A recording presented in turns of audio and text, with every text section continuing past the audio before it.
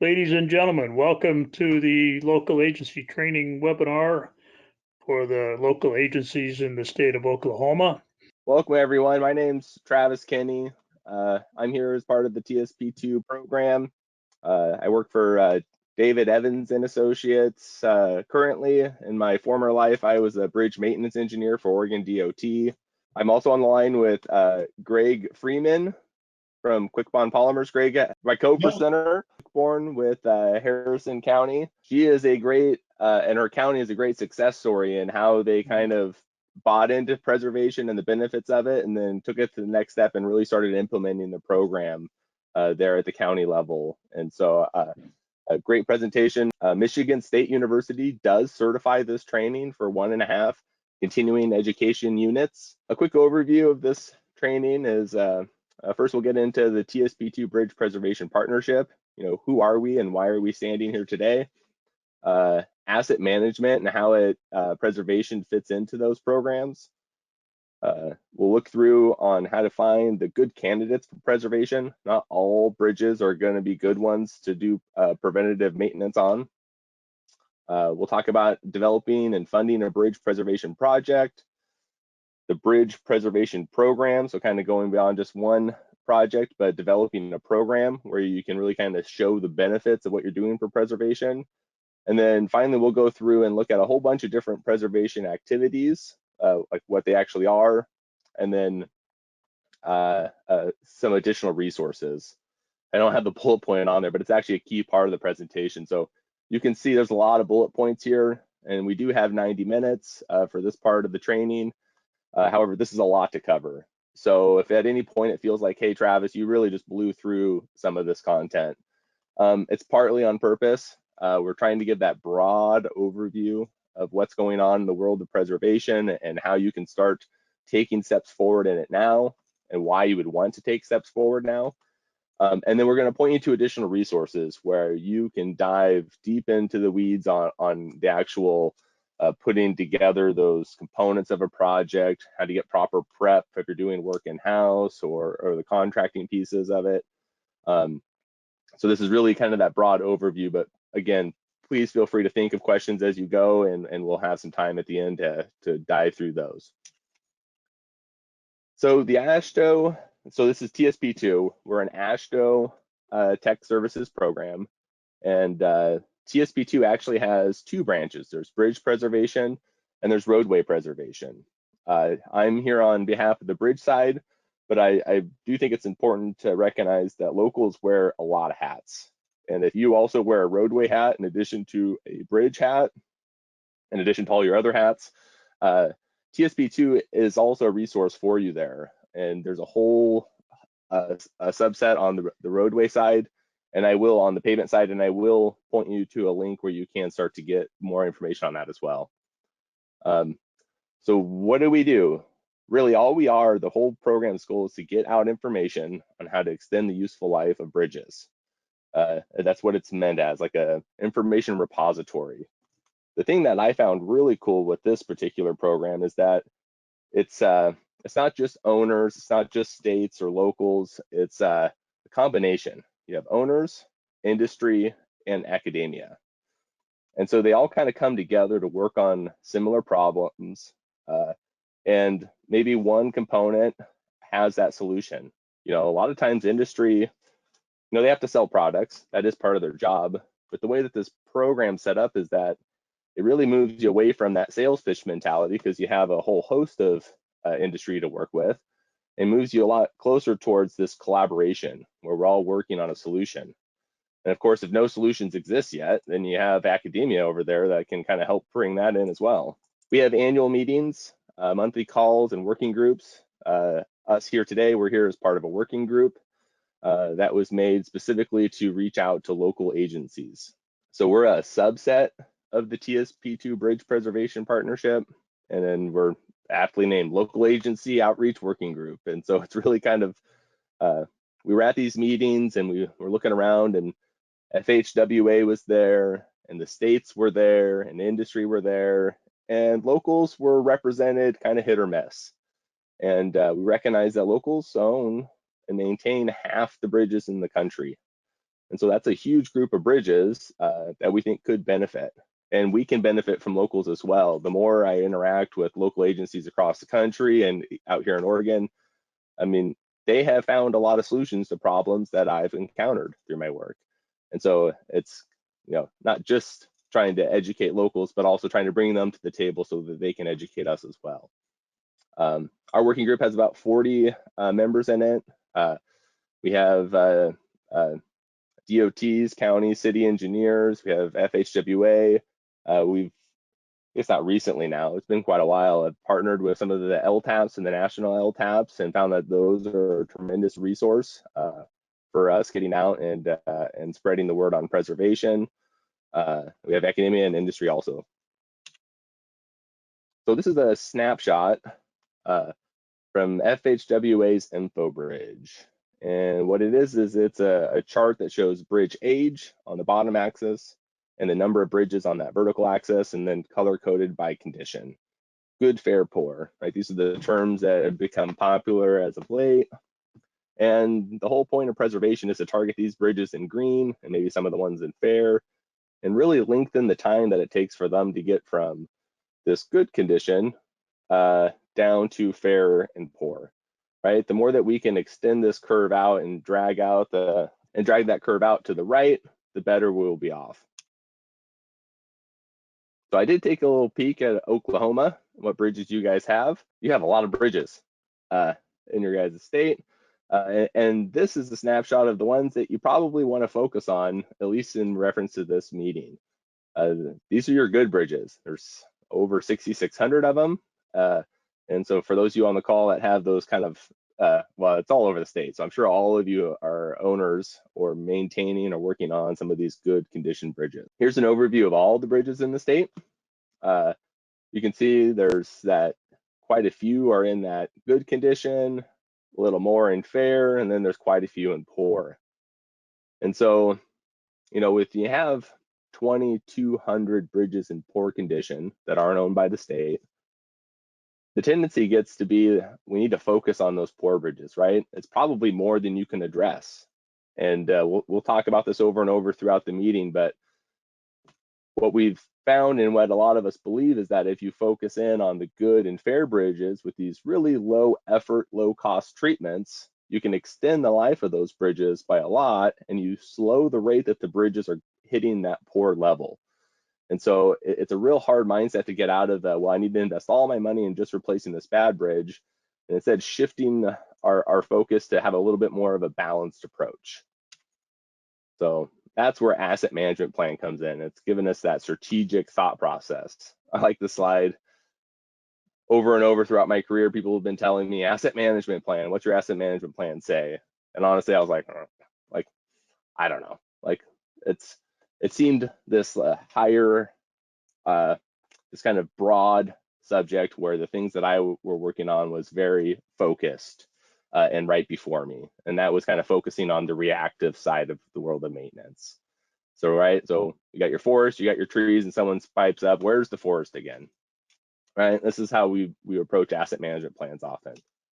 But they have a real value, and understanding their role in how you play in your work is key. So this is from FHWA.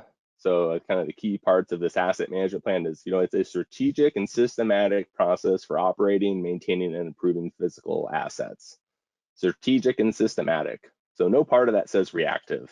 It's not just waiting for potholes to develop and targeting those, although that's certainly part of our work. It's thinking ahead and saying, well, what can I do to delay the formation of that pothole? Or how can I extend the life of different components on our bridges and roadways? And then I think that bottom piece is very important as well. The goal is to achieve and sustain the desired state of good repair at a minimum practical cost, right? We're not saying just spend more money. We're saying we have to get smart in how we spend that money in order to achieve our goals. When you look at an asset management plan, it really stands on like a three-legged stool. You have three actions to focus on. And so you have preservation and preventative maintenance. That's that routine actions that you can take to just extend the condition or how long that condition stays in good. You have rehabilitation. So those are your bridges where, okay, they've fallen off a little bit. but they're worth doing the significant investment. We're actually trying to take something that had gotten into poor condition probably and drive it back up into good condition.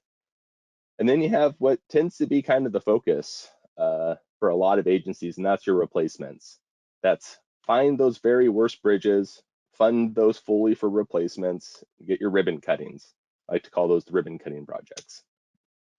So we'll kind of run through what those components look like in a little more detail. So bridge replacement, right? This is that worst first mentality where you find your worst bridges, you don't have enough funding, right? I haven't run into any agencies that say, you know what, we just have too much money. We get to do whatever we want, right? Everyone has to do trade-offs. And often what an easy focus is saying, well, I have all these bridges that are in very poor condition, and I'm going to focus on those first. That's defendable, like, right? Like people can get that. Like I have all these bridges, some are close to being closed. I'm going to replace one of those or two of those, and that's all the money I have. The problem with it is that you didn't get a chance to extend the life of any of the other bridges, right? This is your most expensive action. It's highly disruptive to the public, and it takes a long time to actually implement. Bridge rehabilitation. This is your in-between action. This is that large-scale project, and you're trying to restore the structural integrity of a bridge. And it's really kind of selective, right? A lot of times when you start running through the cost of doing a rehabilitation, the bridge has to check a lot of boxes, right? It needs to be good to go for carrying enough traffic into the future. It needs to be tall enough for those underpass loads. You know, a lot of part of the country, seismic's a concern. And so often, especially like out in Oregon, you start staring down a rehabilitation and go, you know, it probably needs to just be deferred until we can replace it. And then the bridge preservation. This is the one that's the least exciting of all the options, right? When it's done, your goal is that nothing changed, right? So you get you don't get a shiny new bridge at the end of the project, and you don't get an old bridge that was restored to new condition. All you're doing is saying nothing happened, right? We have extended the condition the bridge is in right now into the future. Of course, there's preservation actions that provide some minor increase to the condition, but it's really not the focus of preservation activities. It's really just trying to say, we want to stop the bridge where it's at now. Thus, that's why we like to focus on bridges in good condition. Bridge decks are your highest value component of the bridge. They get the most exposure to traffic and wear. They get exposure to rain and snow and ice. They get de-icing chemicals. If you guys do de-icers, in Oregon we do rock salt and mag chloride just to make sure we get lots of salts into the deck. I mean, it's part of a lot of winter maintenance operations. And so the bridge deck becomes a really good focal point to kind of compare rehabilitation versus preservation, because it's high value and it's high exposure, right? So a lot of the partnership has a big focus on decks, right? How do we keep our decks in good condition? So this is what a deck rehabilitation looks like. Fairly invasive, requires longer staging, and it tends to be fairly high cost. And until you can fund the deck rehabilitation, it becomes a drain on maintenance, where you're just constantly going out and patching the deck until you get to the point of being able to fund that big rehabilitation. This is what bridge deck preservation looks like. You have a few maintenance workers out there, and they're squeegeeing on a product to a deck that's in relatively good condition, and they're sealing it up. They're keeping the salts and the water from getting down to the rebar, causing the deck to require that rehabilitation. Often this kind of repairs in Oregon, we're doing these a couple dollars a square foot compared to something that's 10 times as expensive for a rehabilitation. Yeah, so what I was going to mention about this particular photograph here, even though it's not a local agency, I have worked with a lot of local agencies back in the day when I was out and about doing more outside sales and promoting deck sealers and overlays and things. But this particular group in Eastern Oregon, they took it upon themselves to start sealing bridge decks. It kind of randomly, they sealed a bridge deck that had a microsilica overlay that was starting to crack and delaminate, and it bonded it back together. So what they did they just took it upon themselves. They sealed like 200 bridges, and the folks on the state level were not happy at the time because they were kind of doing this on their own. They were finding money and equipment, and they were doing it. They were really kind of championing this effort to be really proactive. And a few years later, I talked to the state bridge engineer, and he goes, "You know what? Those guys deserve a medal." He goes, "The bridges in that particular quadrant of the state of Idaho are performing better than all the bridges in the whole state." And they just championed that effort. They just were really proactive and took it upon themselves, and they realized the benefit of preservation. Anyway, just wanted to share that. It's a kind of a good story. And as you were talking, I finally looked up into my camera and realized it looks to the audience as though I'm coming to you from like a fish box. I was displaced as part of the pandemic, and working from home worked for quite a while until I had enough, and now I'm in an office outside my house. Maybe in a future presentation, you'll see the siding finished in here. Hurts your credibility when you're in like a box. So this is a really good example of that worst first struggle, right? So this bridge deck that this crew is working on, they weren't getting any calls for maintenance, right? The public wasn't calling in and complaining about the bumpy ride over it. This one they might have been, right? I know we have some bridge decks where you can start getting the rebar poking up and you can get tires marred into it, right? So this is the one that gets the drain on maintenance that's routinely being called. And so it's that changing the perception of, well, I'm doing this very easy activity now, so I don't have to do this activity in the near future. Bridge preservation, the benefit is really easy to understand, but it's very difficult to quantify, right? So I sealed up that bridge deck. I got the salts from getting to and the water from getting down to the rebar. How much longer did that $2 a square foot buy me, right? Well, there's a lot of factors that go into how long these treatments last. You'll see throughout the presentation further on, I'll give some ranges on typical cycles that we might recommend for some of these treatments. But it's that quantify. Everyone wants hard data now. They want to be able to input all their bridges into a computer and hit enter and have it pop out. This is exactly what you do at the lowest cost. I will tell you there's some very smart people, much smarter than me, that are working on that effort so that they can really hammer down all those variables and give us very solid data. But for now, my suggestion is that we focus a little bit more on an analogy. I like the car. I don't understand how cars work very well, but I do understand that there's a lot of activities, that routine maintenance, preservation, that I have to take in order for my cars to run well and to avoid those huge mechanic bills in the future, right? And most people aren't mechanics, but they understand this concept. They know, hey, I got to get my oil changed. Most of us probably don't do it at the recommended 3,000 miles, but we understand I should be doing it, and I need to do it in order to avoid that engine rebuild, that rehabilitation. We understand if we don't wash our cars on some kind of a routine basis, well, we can expect that we're going to need body work and repainting that car much earlier than we would if we didn't take care of it, right? And so it's that, well, exactly how long can you go between oil changes before you have to rebuild your engine? Most people don't focus on that. They focus on, well, it's a low cost activity to do this preservation to avoid this risk of a very high cost activity down the line. And so I've found with quite a few folks that are kind of, wanting that ribbon cutting, saying, I just focus on replacements. I see that quick jump in my bridge conditions, right immediately for that dollar, and that's what I want to focus on. You kind of explain it to them like a car analogy. I've had some really good traction with that. Typical preservation actions. So I keep saying preservation, routine maintenance can be kind of considered in that same realm, right? The definitions start to blur a little bit. We're going to go through activities at the end of the presentation, the training, but let's just hammer through a couple types now. So when we keep saying it, we're talking about deck treatments, sealers and overlays, sealing up the concrete on your deck. We're talking about washing your bridges, getting them clean, getting all the contaminants off of them, helping things work properly and not fail prematurely. We're talking about maintaining those bridge joints along the end of your bridges. keeping your steel bridges with a reasonable coating on them to keep them from rusting away. We're patching concrete. We're using membranes with our asphalt.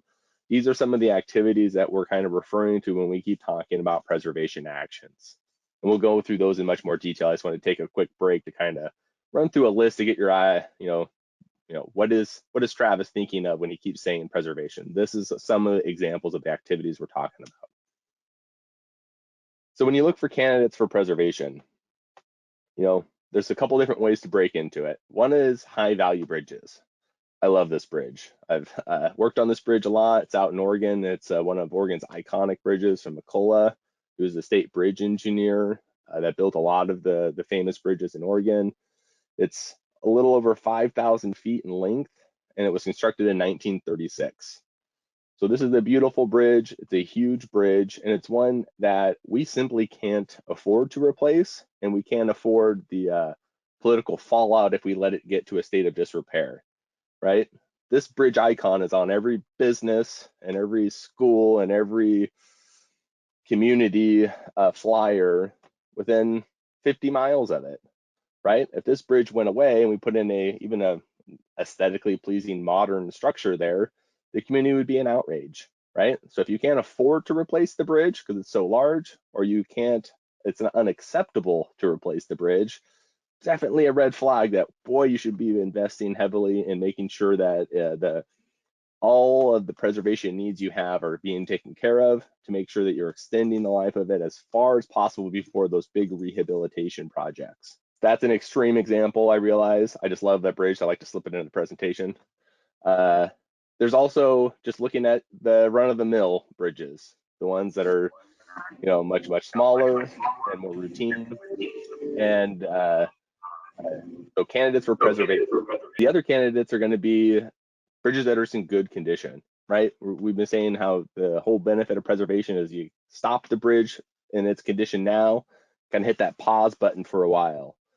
Well, this is a good graph that kind of shows a typical bridge condition versus time, where, when you build a brand new structure, it's going to hang out in that good condition for quite a while. And then as it starts to kind of reach a certain age and it starts to deteriorate, it becomes kind of an exponential decline, right? As you start getting cracks into your concrete and those cracks start turning into spalls, or you start getting that rust building up on your steel girders, it starts to really take off on you. And you drop from that, good condition to fair, poor to severe fairly quickly. And so preventative maintenance, we really want to target those bridges in good condition and a little bit of overlap into fair to extend the life of it. And you'll see all of these ranges have overlap.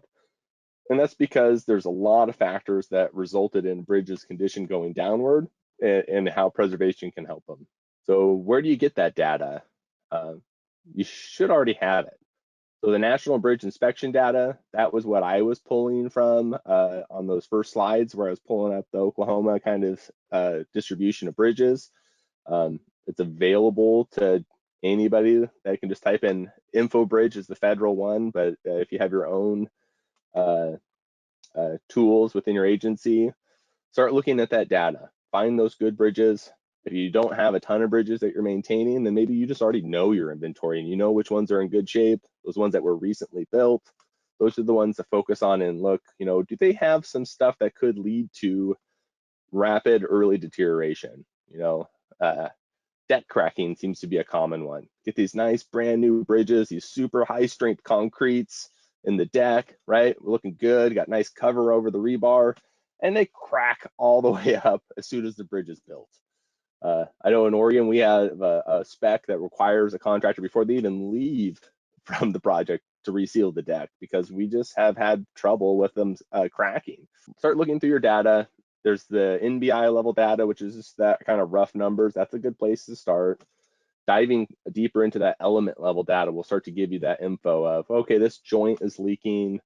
There's something wrong with these bearings, these kind of elements that you can start to really focus on. So from there, we need to start developing a bridge preservation project, right? So you've kind of found some of the ones you want to work with. Kind of the next step is asking yourself, what do I have for in-house forces?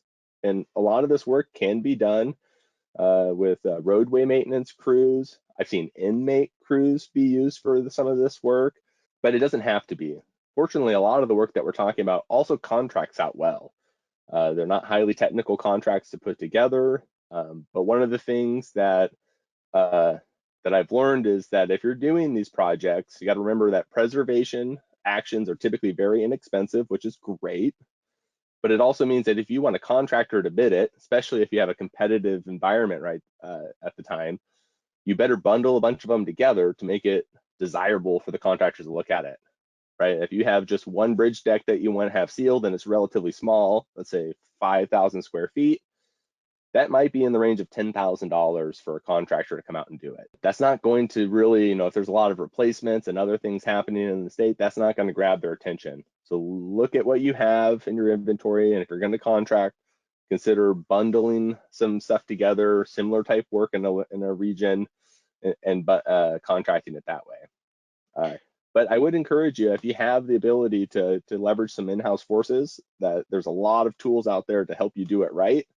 And I fully believe that most crews could be very successful doing their own preservation work. One thing that Travis did mention about this partnership is there's a lot of industry members.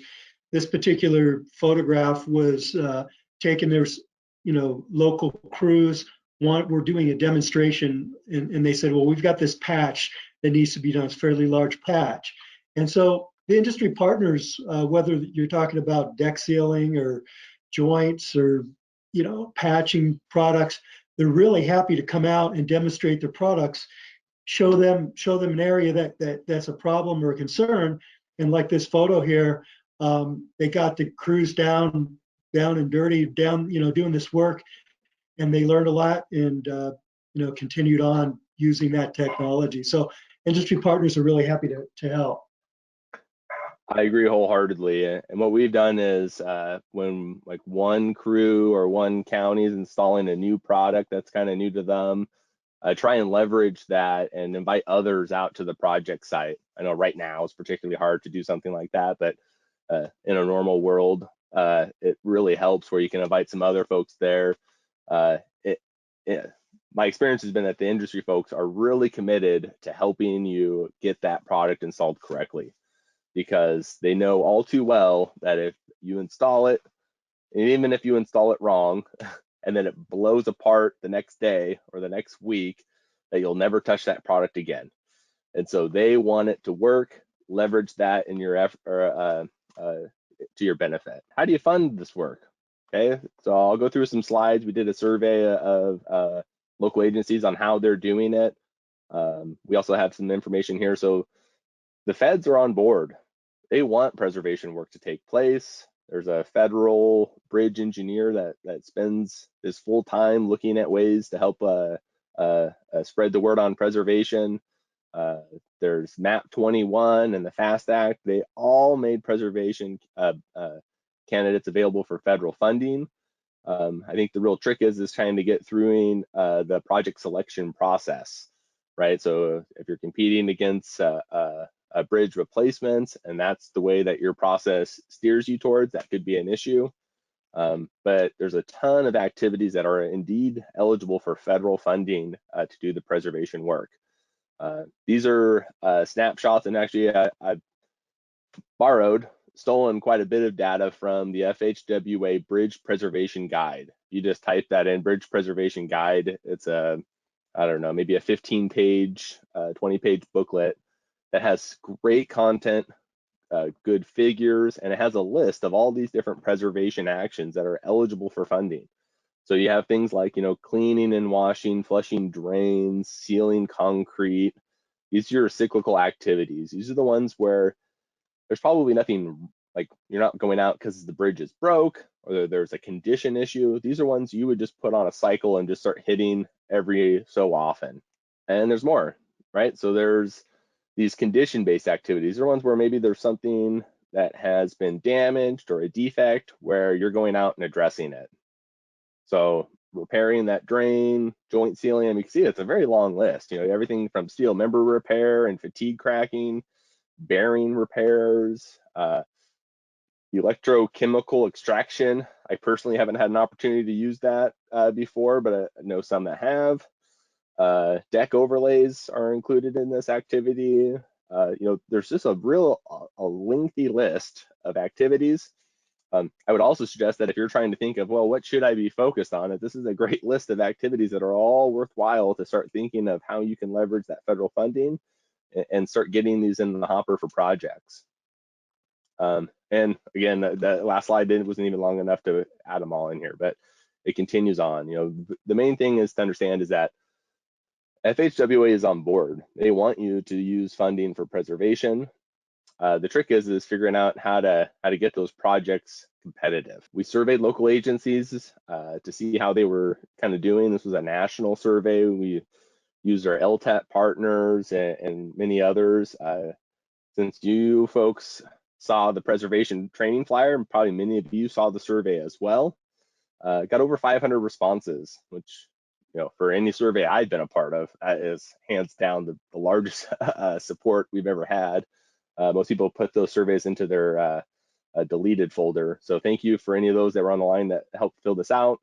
And the good news is most locals are already doing some form of preservation, right? There's a long list of activities there, and I'm sure many of us can do more to kind of leverage how the preservation can benefit our inventory, but 76% said, yes, I'm doing something. And how are they funding it? So federal funds, 30%. So we are getting some federal funds in the hands of locals to do preservation work. A little bit larger percentage are getting some state funding for support. And then 33% are saying, we're coming up with our own methods for preservation work. Local funds give you the ability to really kind of come up with your own project selection criteria. And like we mentioned, preservation projects are actually the lowest cost, comparatively, projects that you can do. And so targeting local funds is not a bad idea. And then saving those, the big replacements, going after the state and federal funds. And just kind of look at a breakdown, you can see those that are doing preservation work really kind of skews the graph to the left, as most of us don't commit a huge chunk of our total budget to preservation.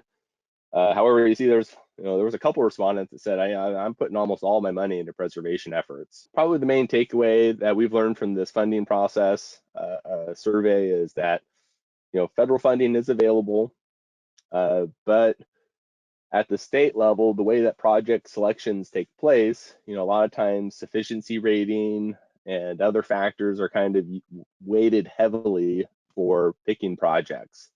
And if you're going to look at a bridge's sufficiency rating, the lower the rating, the higher points you get towards getting a replacement or the funding, then you're going to fund a lot of rehab and replacement work. And that's just the way that selection goes.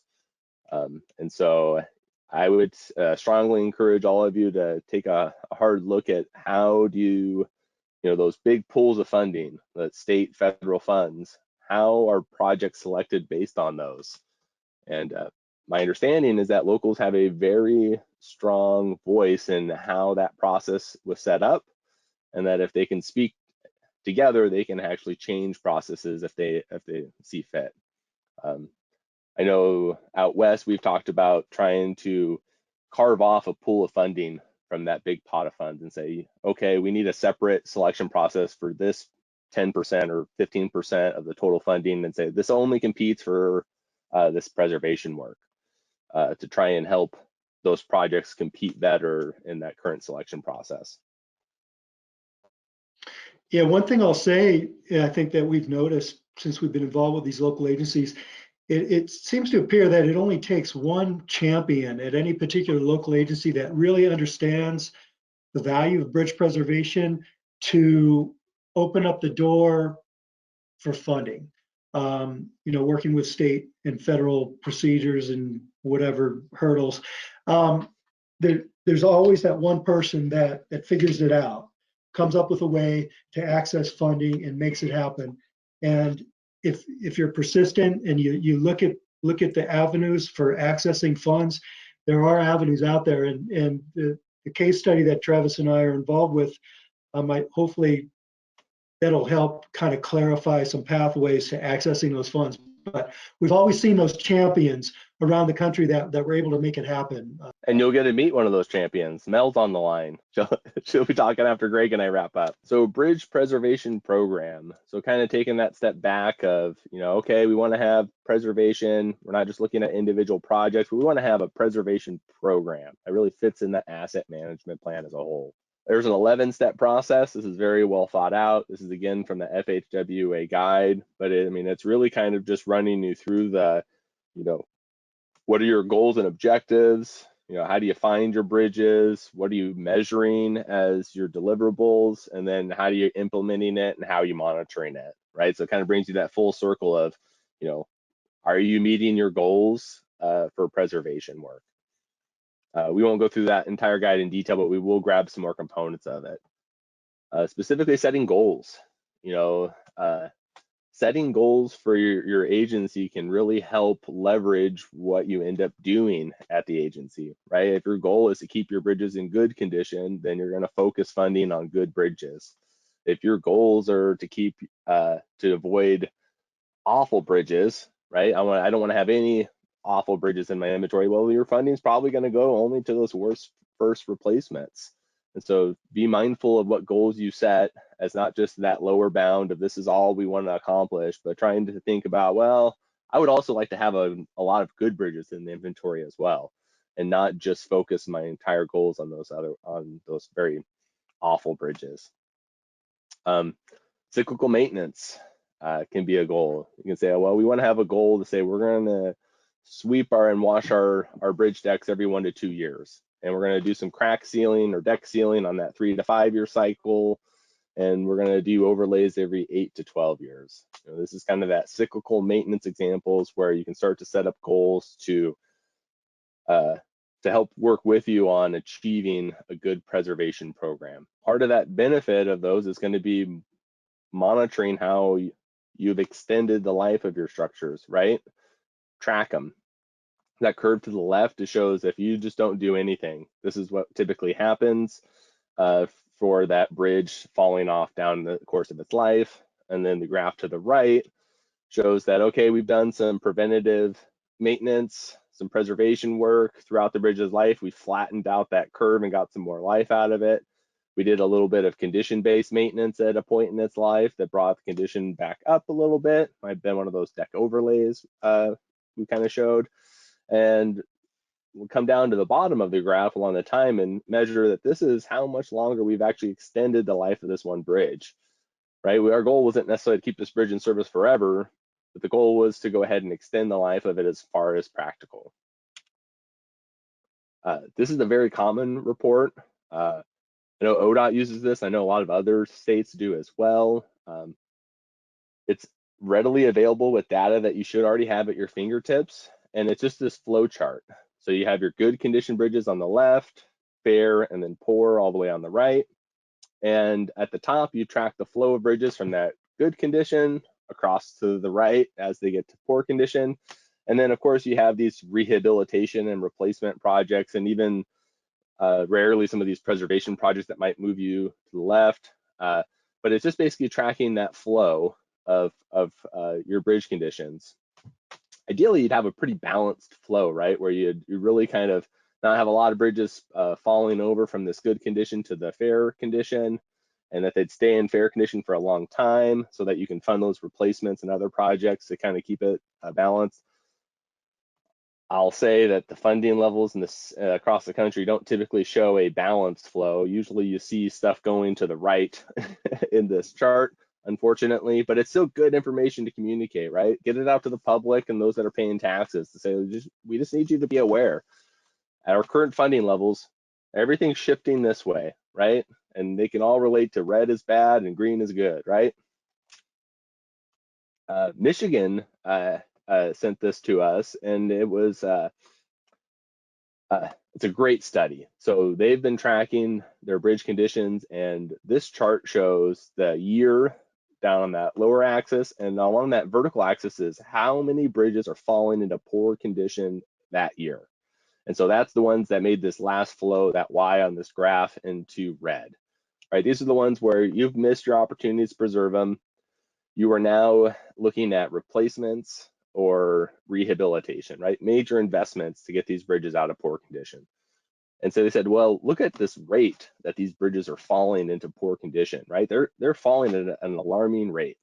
And so in '98, they passed the gas tax, and they said, with this gas tax, we are dedicating a portion of the funding to preservation, right? They said they can't, it's like I talked about before, carving out some of that preservation funds to turn your eye away from that worst first and say, no, we're going to invest in some of our good bridges too.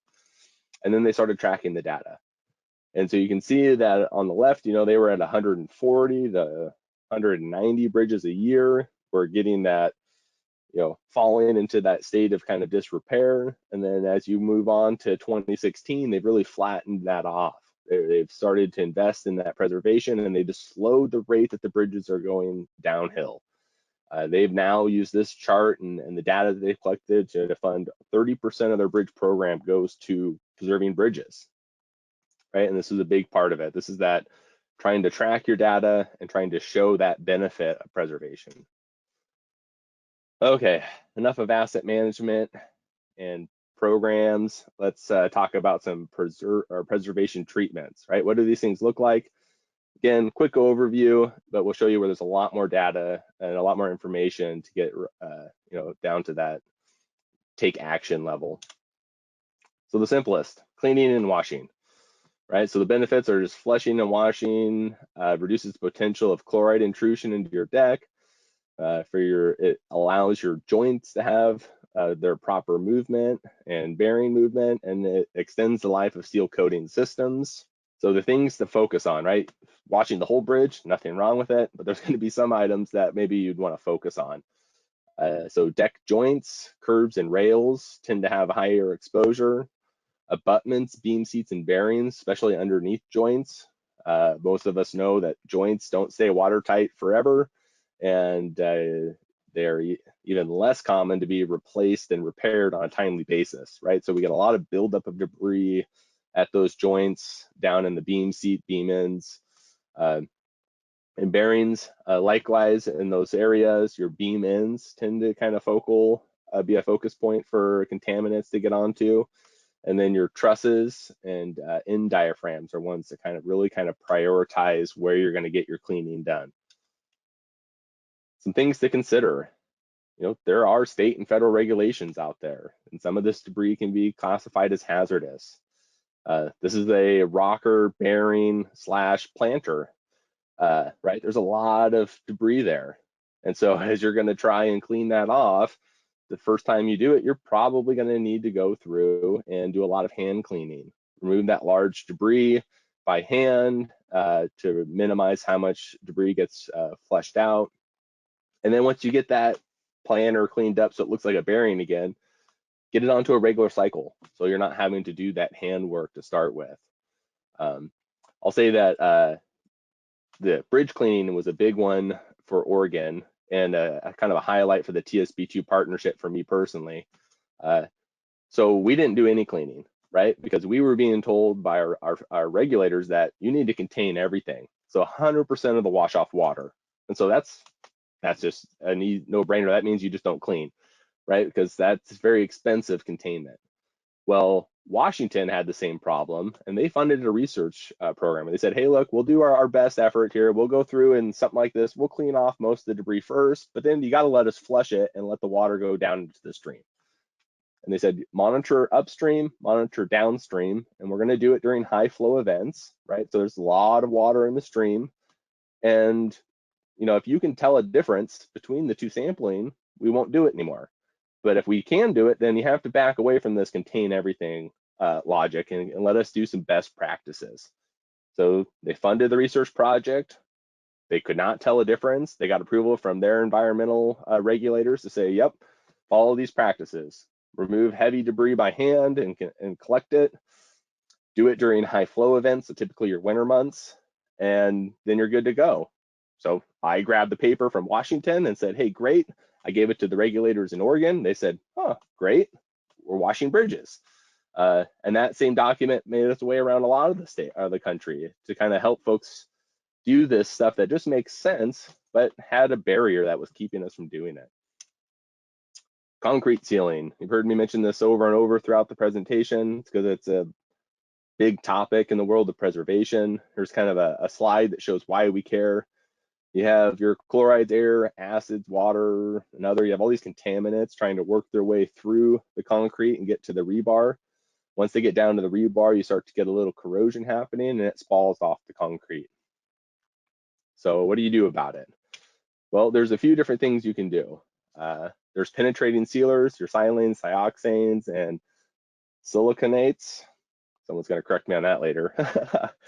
So these are ones that they're not trying to fill visible cracks, but concrete is porous, and these actually get down into the concrete, penetrate into it, and make it water repellent, right? And so this is an activity that can be done. You can see it's very low technology here. You got a spray bar, you have a short-term setup, and it actually penetrates into the concrete and makes it repel water.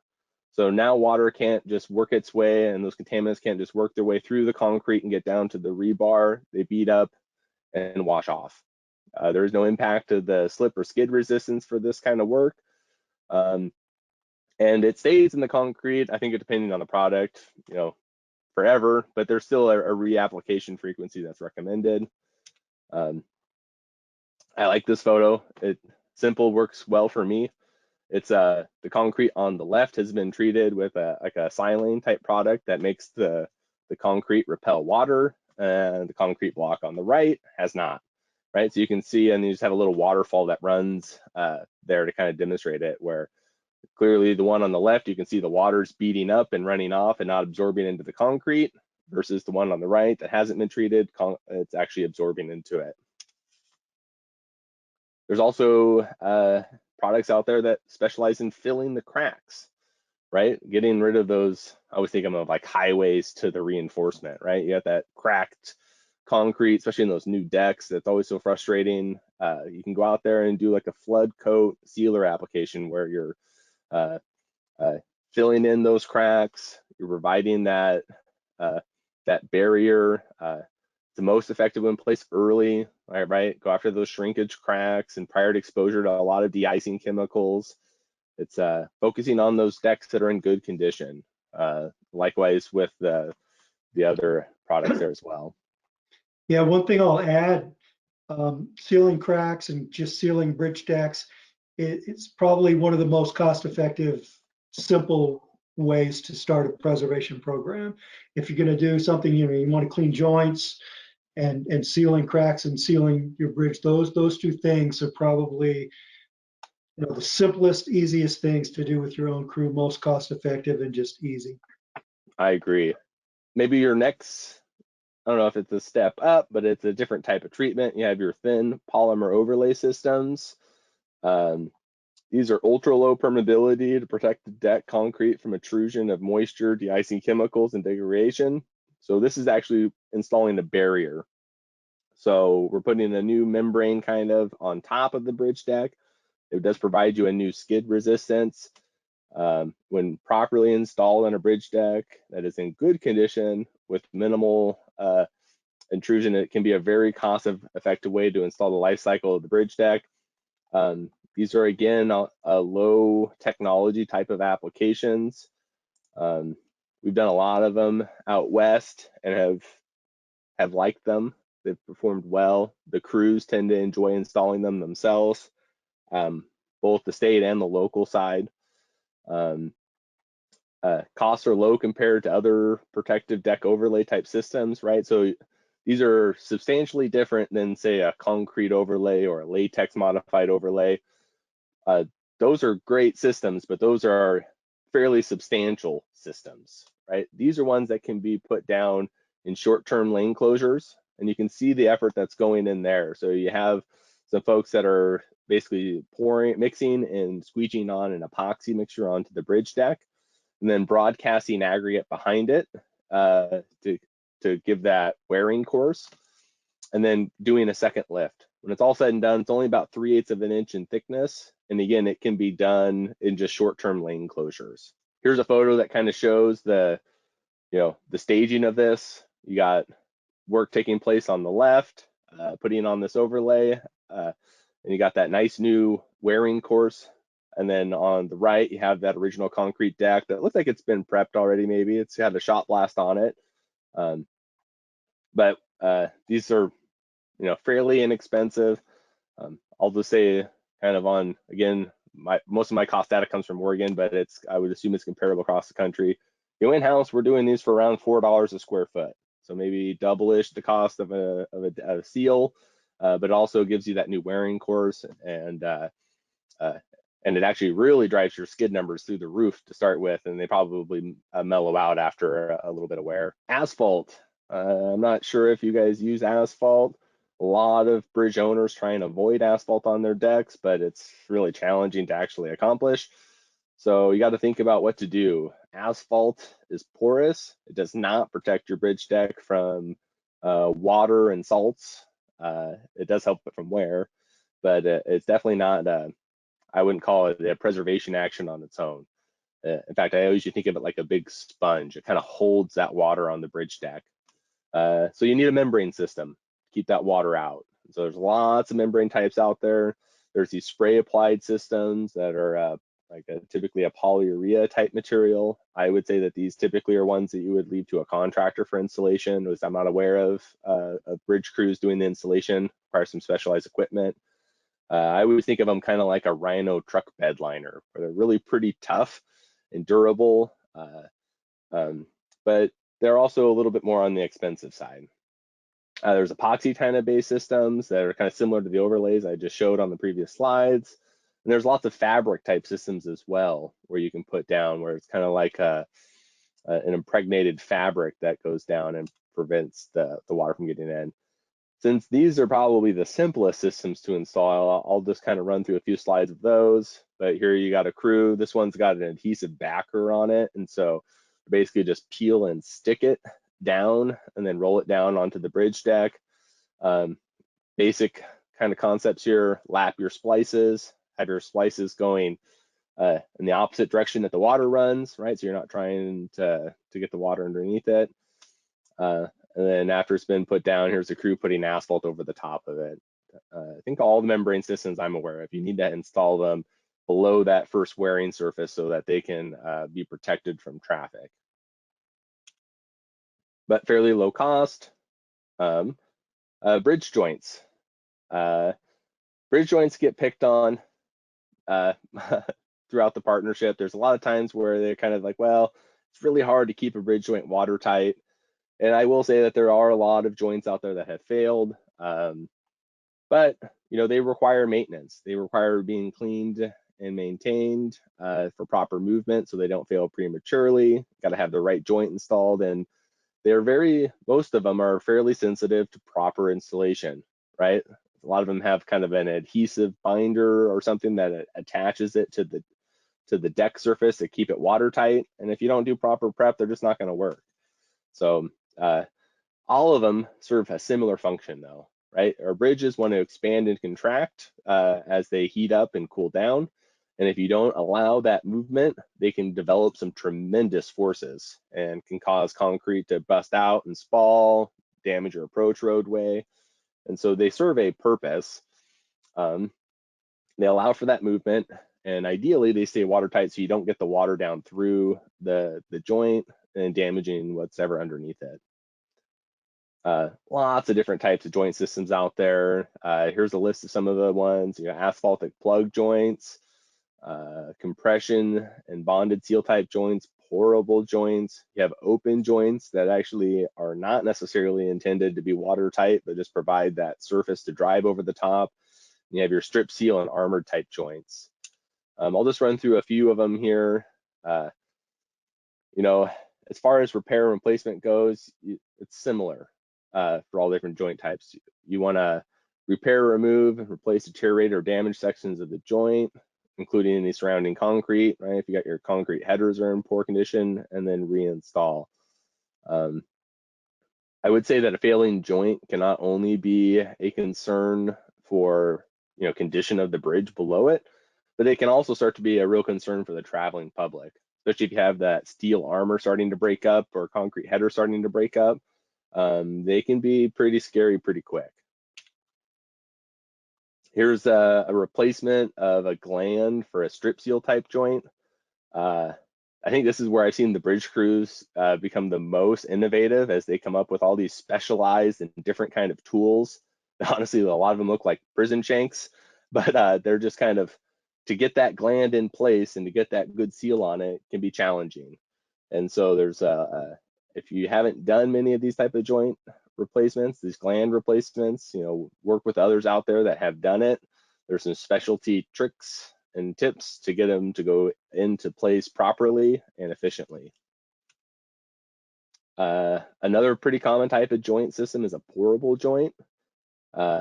These are quick to install and relatively low cost. And the idea is you put in a backer rod to keep the product from going through, and then you do this 2-part pourable sealant into the top of it.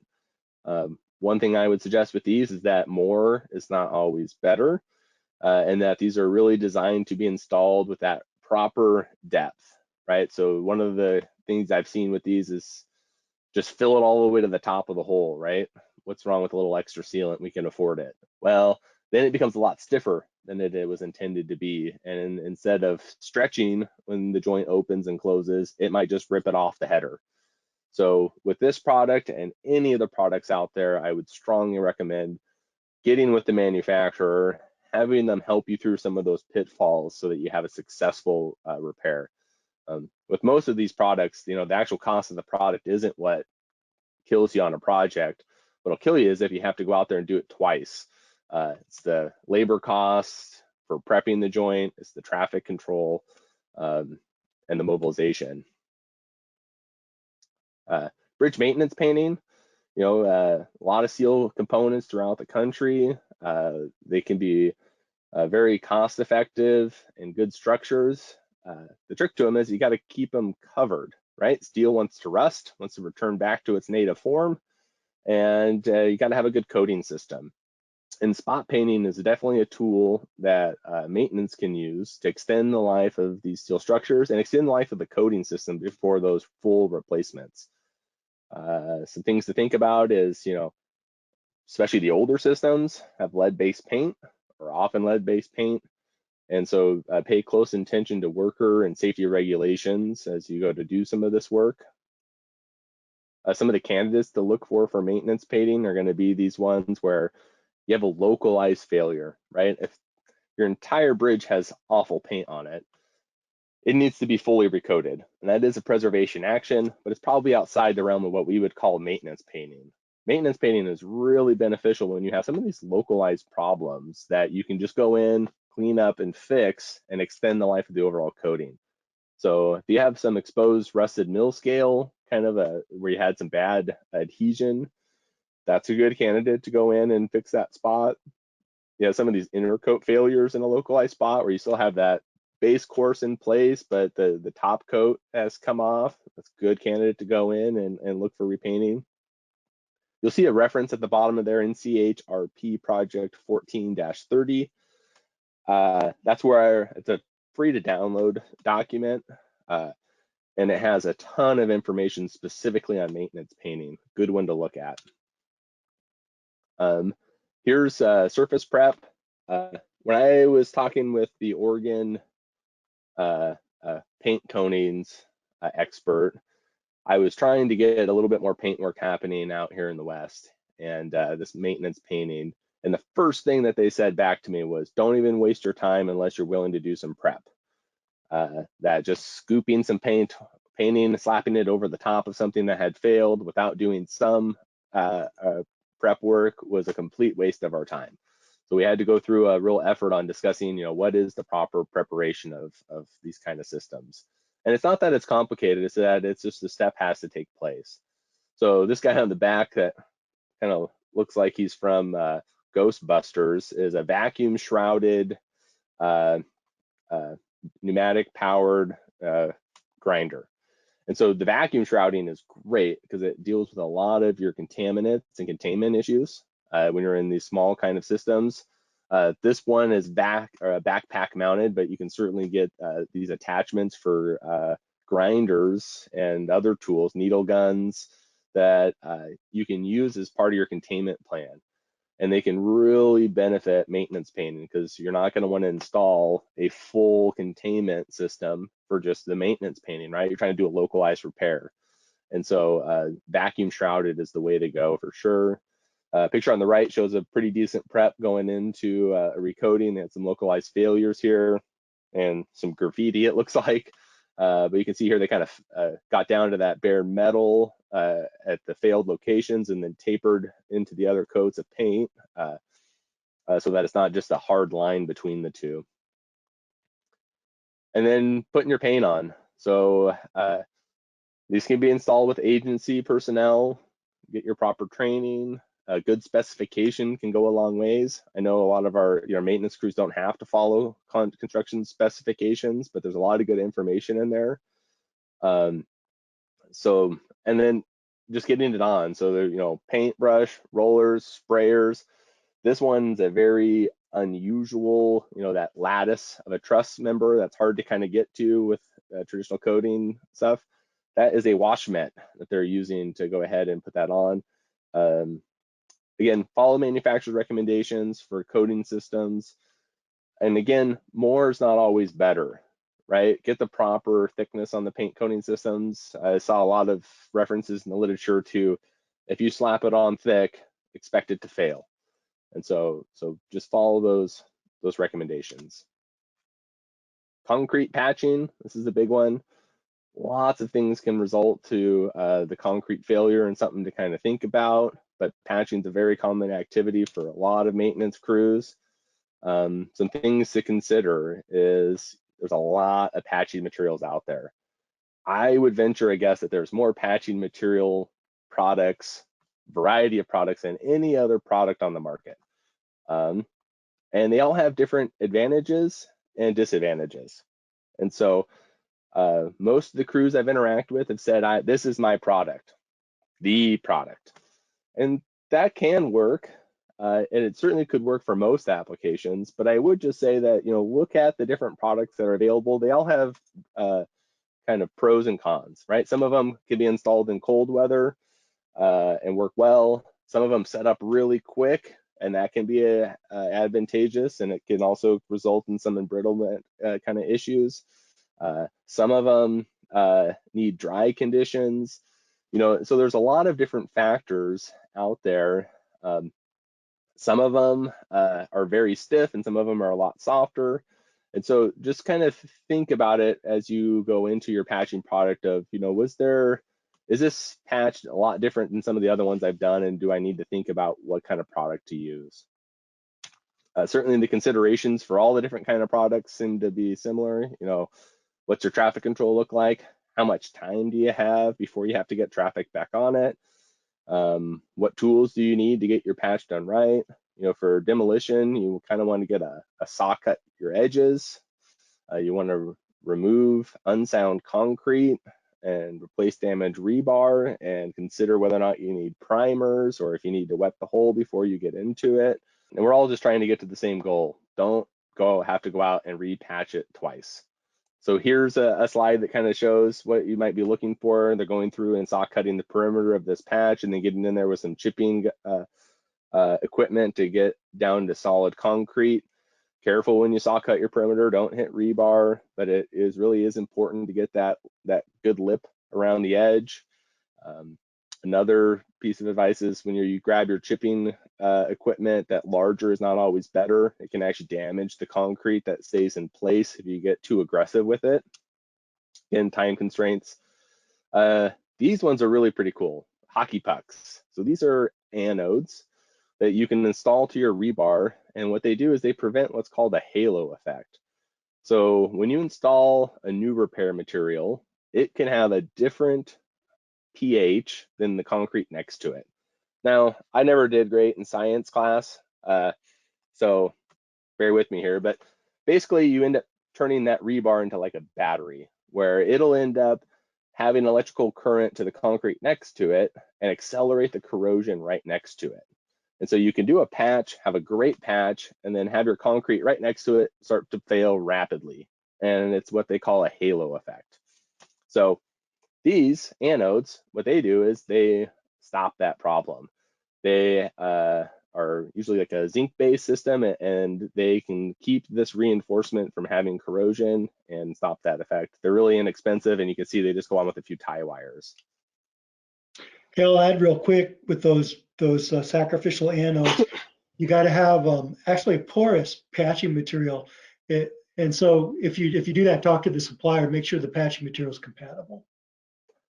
Right, and my understanding is also that different products have a different affinity for that halo effect as well. Substructure drainage is something to pay attention to as well. You see a lot of the kind of situations at like these bridge abutments or in concrete culverts where you can get the water running through the backfill and bringing the material with it, or you can have the drainage clog altogether and result in big pore pressures building up behind a wall or an abutment and can actually cause some movement. There are maintainable wheat poles out there where they can basically, there are filters that keep the soil behind the wall where you want it, right? You don't want the voids behind it, and allow the water to drain through and get out.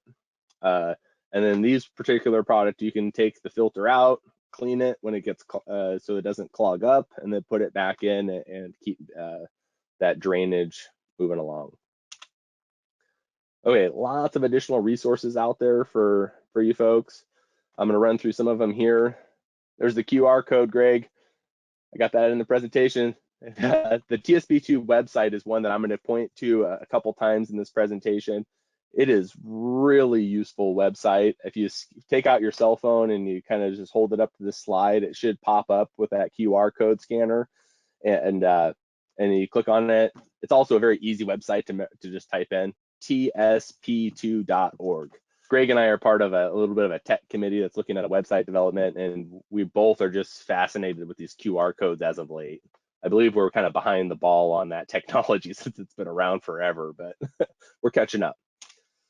So these are a lot of the other resources you can go to get a lot more information. So of course there's the TSP2 program, and we'd love to have you more involved and contributing and learning from what we have to offer, but there's other information out there as well.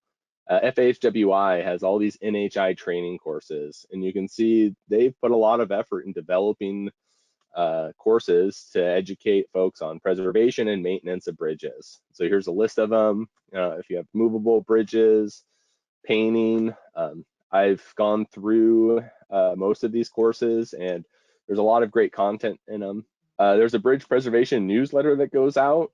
I think it's on a quarterly cycle. And this is kind of done in collaboration with FHWA and TSP2.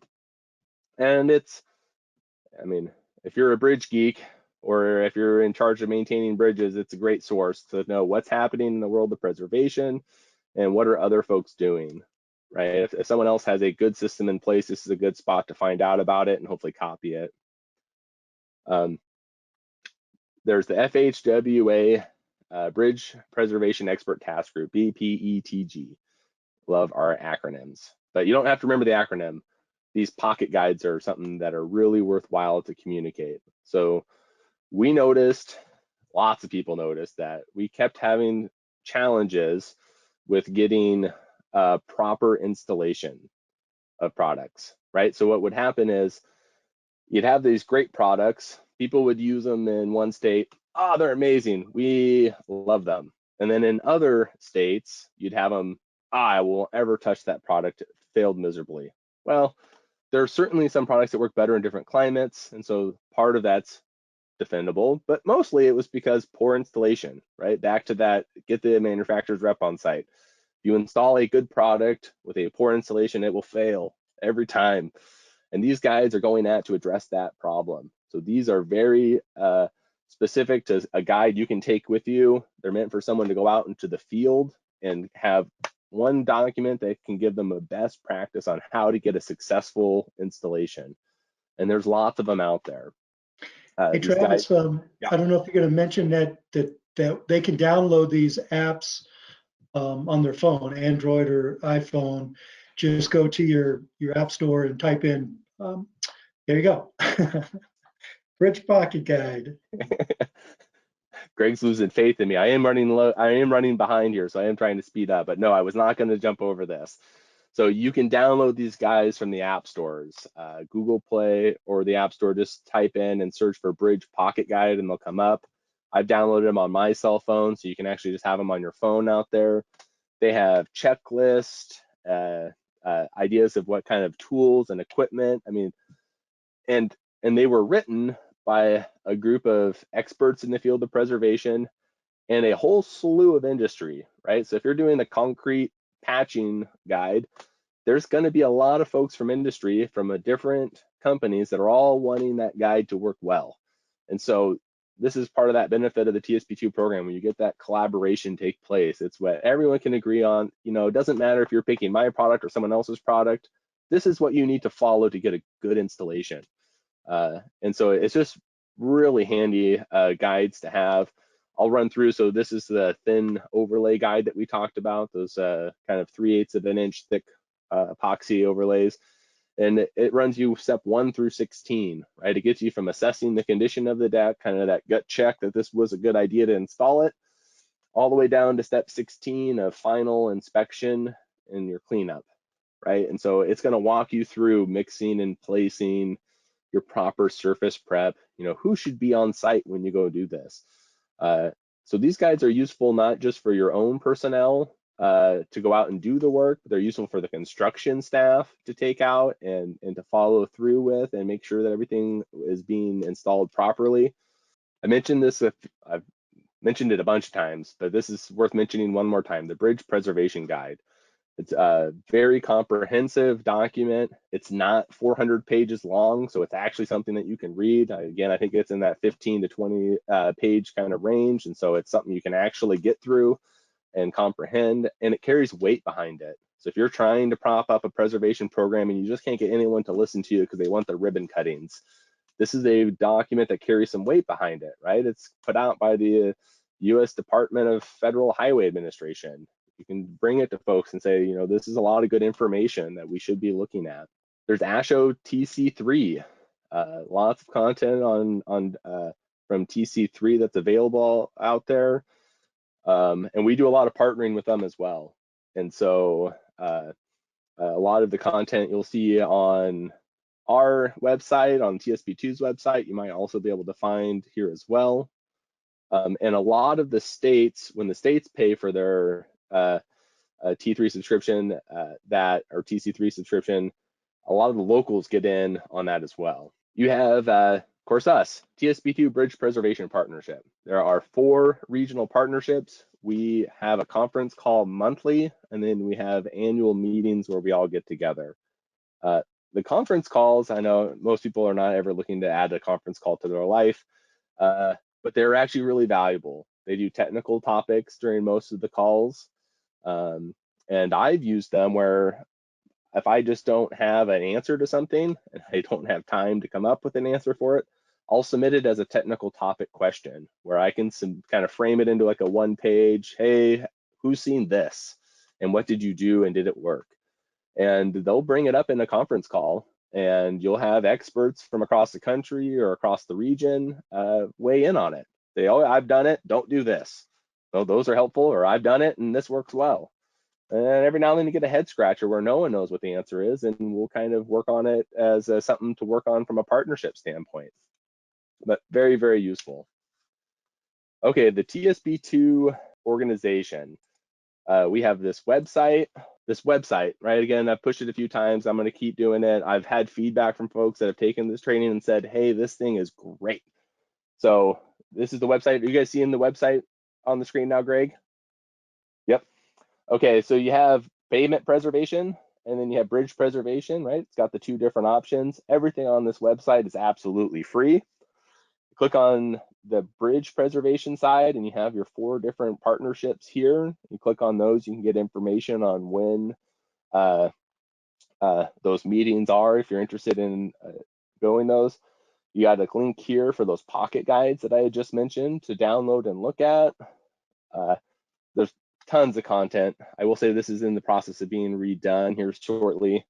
But the one thing I wanted to show, so library, video, PowerPoint, and presentations. So all the content that's put together during these national meetings or regional meetings is recorded and put into these categories. And so if you go here and you look at a local agency category, you can see some of the presentations that I've given on this local agency. You can see maintenance program in Hillsborough County, Florida. Look at deck corrosion. So it's categorized, and you can see the YouTube video of the presentation, who gave it, and a PDF of it. And so this is a fantastic resource if you're looking just to kind of take that next step on the education approach. There's training that's been put together from NCPP, the local agency preservation training, where they can come and give in-person training. Greg and I are also working with industry folks to try and come up with more of these demonstrations where we can get kind of like a demonstration rodeo, come out to a state and have a bunch of vendors show a bunch of different products. We understand that you can only get so far through this kind of a format, this web-based training, or even looking at the videos. Believe me, we want to work on getting this training and follow-up trainings in person, where we can get products out and folks can get their hands dirty trying them. It's something to be kind of paying attention to what we're doing, and that it's coming. We're working on it. This training is kind of another subset of that, where it's an in-class training led by some national experts that, you know, they can tailor it. It can be 1 day or 2 days long. And if you're like, hey, I already have all this stuff down, but I need to learn more about this, you can totally work with them on it. Again, you can find information on this on that TSP2 website. And let's see, I still got a few minutes until I have to log off. So let's throw it out there for, you know, if you have any questions. No questions? Okay. Well, there's my contact information there. And so feel free to reach out to myself or to Greg. Again, keep pushing that website, TSP2. You have the ability to get a hold of all of us there and the TSP2 program. Look at the roadway maintenance side. I know you all have a lot on your plate, and that roadway is certainly part of it. Just not my particular passion. And with that, I would say thank you for having us on. But first, I think I'll kick it over to Aaron. Okay, great. Well, thank you so much for having us and helping to organize this. And I'll hand it off to you to introduce Mel. So good morning, everyone. This is Mel Quick Miller. And besides having a really cool name, she is the Assistant Superintendent for the Harrison County Highway Department in Indiana. And I'm not going to steal off her thunder because I believe she discusses some of that in her presentation. Hi, I'm Mel. Sorry for the technical difficulties. I do know some faces out there, even though I can't see you in La La Land in our lovely video and virtual world. What I am going to talk to you today is about basically my journey with my bridge crew and how we've kind of come about to the preservation side, if you will.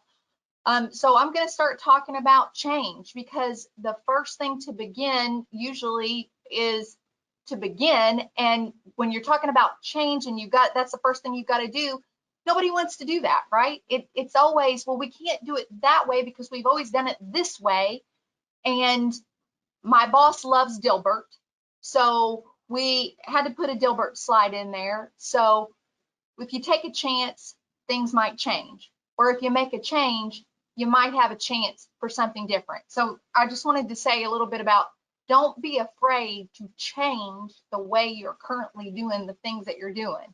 And for me personally, what I can say is that here's what I had going for me. I am not an engineer. No offense to any of those out here on this webinar that are engineers. I value you greatly because you think differently than me. I think differently than you. And not knowing some of the things that I didn't know helped me make some of those changes that needed to be made, because I wasn't thinking as an engineer. I really wasn't thinking as a bridge preservation person or a champion, as Travis called me. I had to giggle at that.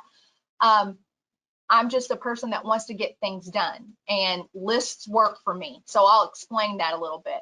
So in 2018, I've worked for the county for 11 years now. In 2018, I was promoted to the assistant superintendent. And what that meant for me was I was over the sign crew, I was over the brush crew, which that's a whole nother story. And then I inherited a bridge crew. Well, that's all fine and well, but again, this was all new. So you talk about change. I had no idea what I was doing. So where to begin? Well, and this is exactly what I said. I don't know nothing about no stinking bridges. So I needed to gather some information. I needed to gather some forces. I needed help. So I have to give a shout out to my local LTAP. We have a great relationship. They work very, very closely with the counties, with the locals as they're called. They work very closely with the counties. And Pat Connor, who works with us, he actually said, "Oh, Mel, you're going to take over bridges. You're going to do this. You're going to do that." And I said, "Yes, I am." I said, "What do you got for me?" And he said, "Well," he said, "I have this program, this national conference that we go to, and it's in Florida." And I said, "Sign me up." That was simple. It was a real easy sell. Well, Pat was gracious enough to actually sponsor me, and he sponsored another lady from another county that is over her bridge department.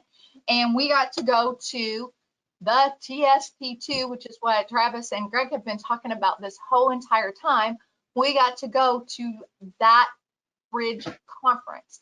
Now, one of the things that I loved about that bridge conference was, because I'm a touch it, see it, feel it kind of person, is that was a hands-on conference. And there's a day of, on Tuesdays, they do nothing but they do demonstrations. So I believe Travis was talking about seals and joints. Well, looky right here. There was a demonstration on seals and joints, different ways of how to do those things. The different types of seals, as you can see right here, the different ways that you can do that. So I actually got to walk around and I got to see, touch, feel some of these things that I could actually go, okay, how can that work? How can I apply that? It was very, very helpful. Another thing that I was able to do, and again, this is in our local agency, our LTAP, they have a bridge conference for us, an annual bridge conference, and that is held at Purdue University. That's why you see the Purdue University. They have this center called an Asphalt Center. And what they basically have is they have a lot that has been put, there's some bridge materials, there's bridge parts of bridges. There are, as you can see, there's some rocker plates, some huge rocker plates down there. And what they do is they kind of try to do experiments as to why did this fail, or why didn't this work, or what could they have done better in order to help the preservation aspect. So again, along with the bridge conference that I actually went to and the national conference that I went to, I was starting to get an idea of what I needed to do. But again, to begin. Well, that's easy for you to say, because where do you begin? So I just, and again, you'll see my age because a lot of my slides are dated. So if you don't know who this lovely lady is, this is our lovely Joan Rivers, and she says, "Can we talk?" And so what I needed to do as a non-engineering type person is I needed to learn the components of a bridge structure. And that may sound like, well, duh. That might sound like that's something very simple, but sometimes simplicity is the best approach. So one of the things that I had to do was I had to go out and I had to actually look at some of the parts of the bridge. I had to look at the deck. I had to look at the railings. I had to look at the piers. I had to look at the beams. I had to look at the abutments. I had to, put my eyes on what those things were so that I could know what those things were when people were talking about those. And so another thing that I needed to do is I needed to tap into some of our resources. And you heard Travis talk about resources, and I'm going to repeat a lot of the things that he actually said. One of our biggest resources for locals is that lovely bridge inspection report. You have to get a bridge inspection report every 2 years. Are you using that material once you get that report, or is it just something that you're doing to check off of a list to say that you did that? I actually dove into, and of course you can see this is from American Structure Point, and this was our phase for 2016 through 2018. Excuse me, it was prior to that, 2014, 2016, we go on 4-year cycles so American Structure Point had that. 2018 was United Consulting, 2020, United Consulting. So I actually dove into this report. Now, what I found and what I created from that report was called the list. Now, my bridge guys don't like the list, I can tell you that, because what I did was I took every item that I found on that list, and again, I'm a visual person, as you can see. I actually took that and I color coded it for myself. Green was something that the guys have done or that they did. White was something that either needed to be done, something that the contractors needed to be done, but we had about 248, 258, I can't even remember, items on that list. Now, to me, that seemed spectacular. It just seemed like there were so many items on that list. Well, how do I start checking off or making that list more green than it is all of those other colors? Well, to begin. Some of the things were as simple as signs, some of the things were vegetation, some of the things were, again, that simple cleaning. So we started checking off some of those items on that list. And one of the things, the first thing that you'll see up here on this slide, Bridge Basics 101, really simple, deck cleaning. The guys went out and swept the bridges. That was something that we were not doing routinely. It was not cyclical. We were not doing that on a yearly basis. We weren't even doing that on a 2-year or a 3-year or a 4-year basis. We were doing it when we thought that we needed to. The next part was washing.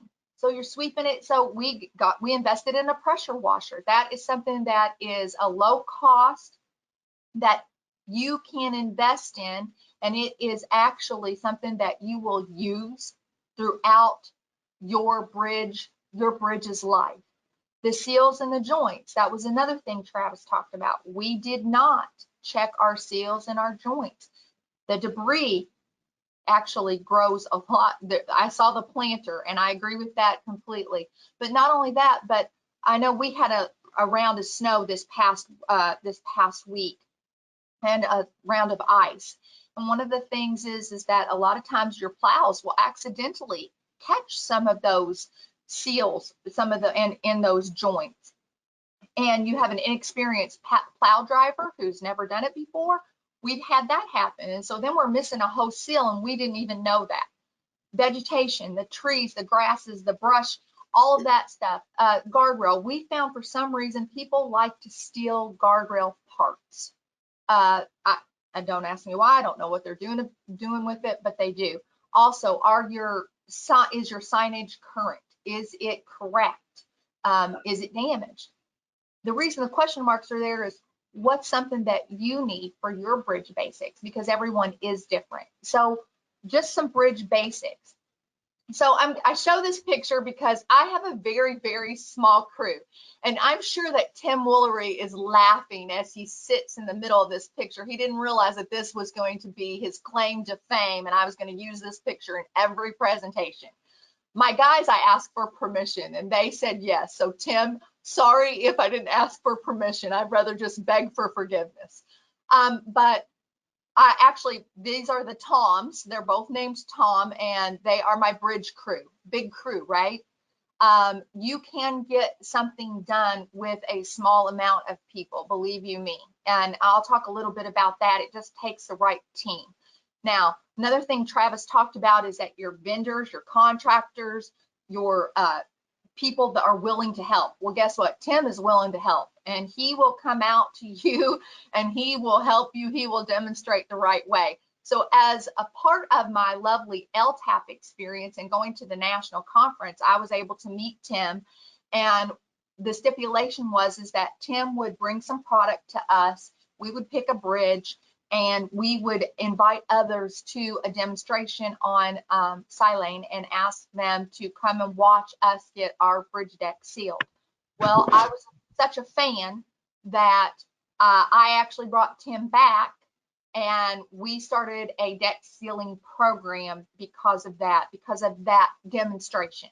So we've actually just started to ask for, as Greg and as Travis had said, ask for product. They're more than willing to give you a sampling if you have something that needs to be done, so that they can show you how wonderful that product is. So I had to show that picture. So how do you eat an elephant? I had 248, 258 items. What's the saying? One bite at a time. And that's exactly what we started to do. One bite at a time. Don't get overwhelmed with the fact that you have a bridge that is in disrepair and that it needs to be fixed. Now, I say that now, if it's a hazard, of course, you should fix it, and you have to treat your worst first in that case. But for preservation, you have to start somewhere, and you have to think of it as routine. You have to think of it as something that you're going to do continually.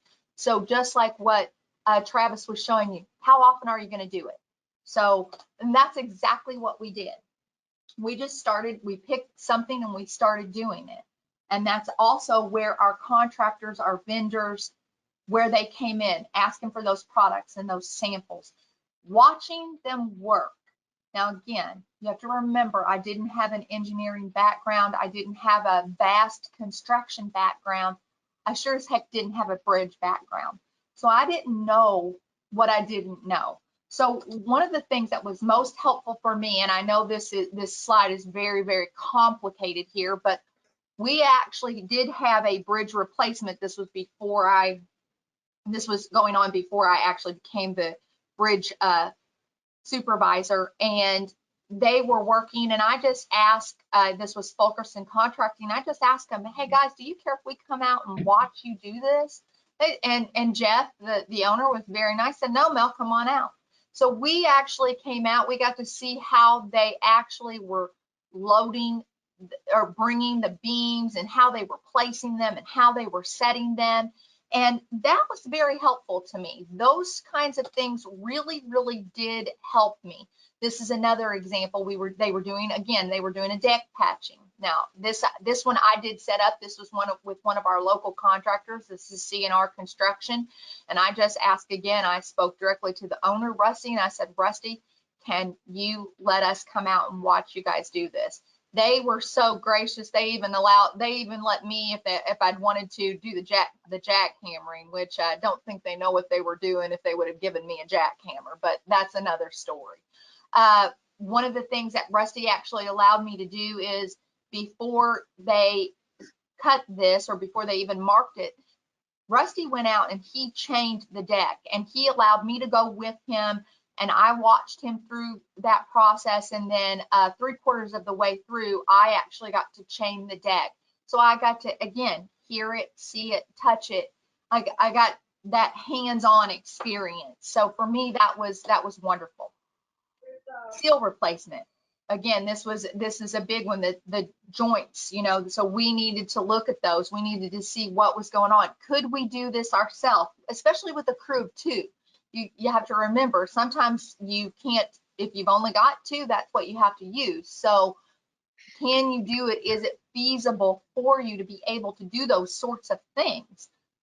But you don't know what you don't know. So if you don't go out and look at it, if you don't go out and see it, you're not going to know those things. So that was, for us, really, those types of things were step 1 in our process, was for us to get out in the field, to look at the issues, to look at the list, to work with our vendors, to work with our contractors. This was a pop out, and as you can see, this was the replacement or the repair of that pop out.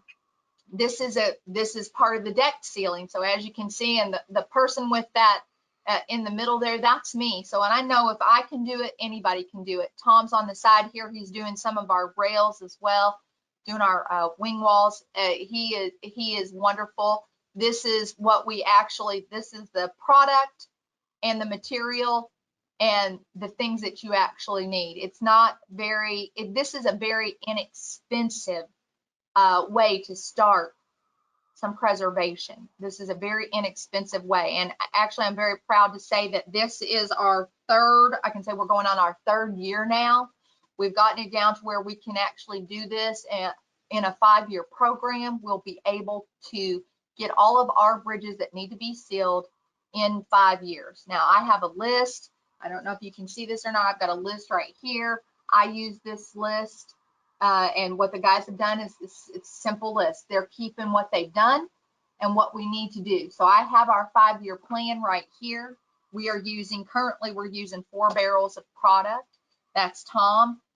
There's the bar that we're using to push and to pull. It's a real simple process. This was the day that I think we picked the hottest day in the state of Indiana to actually have a demonstration, but this is the day that we picked, a nice hot August summer day, and we did the deck sealing. I think it took it about 3 seconds to dry, to tell you the honest truth, because all the rest of us were soaking wet with perspiration. That's me doing it, and I'm just doing the sides, and the guys are getting the middle there, and they're just running that bar across their little T-bar, and they're just pulling the silings coming right out. It's really simple. I wanted to take a second. I wanted to say this is again from one of our LTAP presentations, and I wanted to talk to you about preservation. And I try not to read all of the slides because I think that's extremely boring, but preservation is the act of keeping an object safe from injury, harm, or destruction. It would also involve minimizing the destructive effects of environment and traffic by regular or intermittent timely application of remedial treatments to the components of the highway infrastructure. And as we've already established, bridges are a part of our infrastructure. They are a part of our assets, and those are things that we have to manage. Now, one of the things that I really needed to work on was I had to change the culture. And one of our favorite sayings here is culture eats strategy for breakfast, because I could plan my lists and I could plan what to do, but if I don't have a culture of preservation, then I am not going to, those lists are not going to matter, because nothing's going to get done. So we have to promote a culture of preservation. How do we continually work or strive towards keeping our good bridges good, our good roads good? Because a lot of us do have that worst first mentality, and that will not get us into preservation if we continue on that mindset. So we always talk about culture, and we talk about hiring the right people for the right job, maximizing our strengths, minimizing our weaknesses. So one of the things, and I've already talked about this, is that you have to go inspect your bridges. Not only you as a supervisor, but you have to have people that are willing to inspect bridges. So for us, it was real simple. So 2018 was phase 1 for us from United Consulting for that round of bridge inspections. And what I actually did was Jim Lesh was the current, he's actually going to be, he's moving to NDOT, but he was working for United Consulting. And I, again, reached out to Jim and said, Jim, can we go with you? And can we look where you look, see what you see, ask you questions? And he was more than happy to allow us to do that. And we actually did this. We just had our compliance month this August, and in 2020, we asked him if we could go out again. And we don't do that to get brownie points. We do that because if I know what Jim is looking at and my crew knows what Jim is looking at, then it helps us determine what things might need to be done in the future, or how do we continue to keep our good bridges good.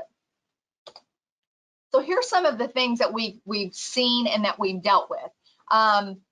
I don't know what you deal with in Oklahoma, but for us, we have a lot of farmers, and a lot of those farmers, they don't like they put up a little bit of this wire and fencing and for their livestock, and it causes us real problems because they attach it directly to our bridges. They attach their electric wires, they attach their bob wire, as you can see. So some things are just, we have to reach out to some of our customers, if you will. I'll call them customers. We have to reach out to some of our customers, and we have to say, hey, I don't know if you know this or not, but that bob wire there attached to our guardrail isn't going to work for us. So we're going to have to let that go. We're going to have to figure out another way to help you, and while we maintain our bridges and our infrastructure. Here's something else that we actually look, again, seals, joints. As you can see, you've seen this previously. This was the pop out that we actually had repaired. But can you see all of the gravel and dirt and rock in that seal, in that joint? You can see on one of them, it just goes, it's just empty. It's just an empty seal. It has nothing in it, which is fine, but you can see the buildup of it. Those are things that we want to try to look at. We want to see how we're doing and where those things are going. Here's another project that we were doing. Here's something else. This was erosion. Erosion, you know, water is not our friend. I mean, it's one thing for the elements, but water is not our friend. We had a lot of issues with some erosion. As you can see, we had damaged guardrail. There's a lot of things that we had to do. We had to go look at. We had to get hands on and eyes on. So we always joke, our guys, Tom and Tom are they're very gracious, and they take the jokes just one after the other, but we often call them the trolls under the bridge, because the easiest part to look at is the deck. Everybody sees the deck, but there's more to a bridge than just the deck. There is a whole world underneath the deck, and that world needs to be attended to as well. So we always say, yes, you are. Yes, Virginia, you are a troll under the bridge, and you will need to go under the bridge. One of the things that we actually discovered is, and this bridge that you're actually looking at right now, the rocker plates, we just received word that we applied for a federal grant, and we did receive funding. So we have a grant application, and we're going to do some major work on this bridge. This is bridge number 25, New Middletown Road.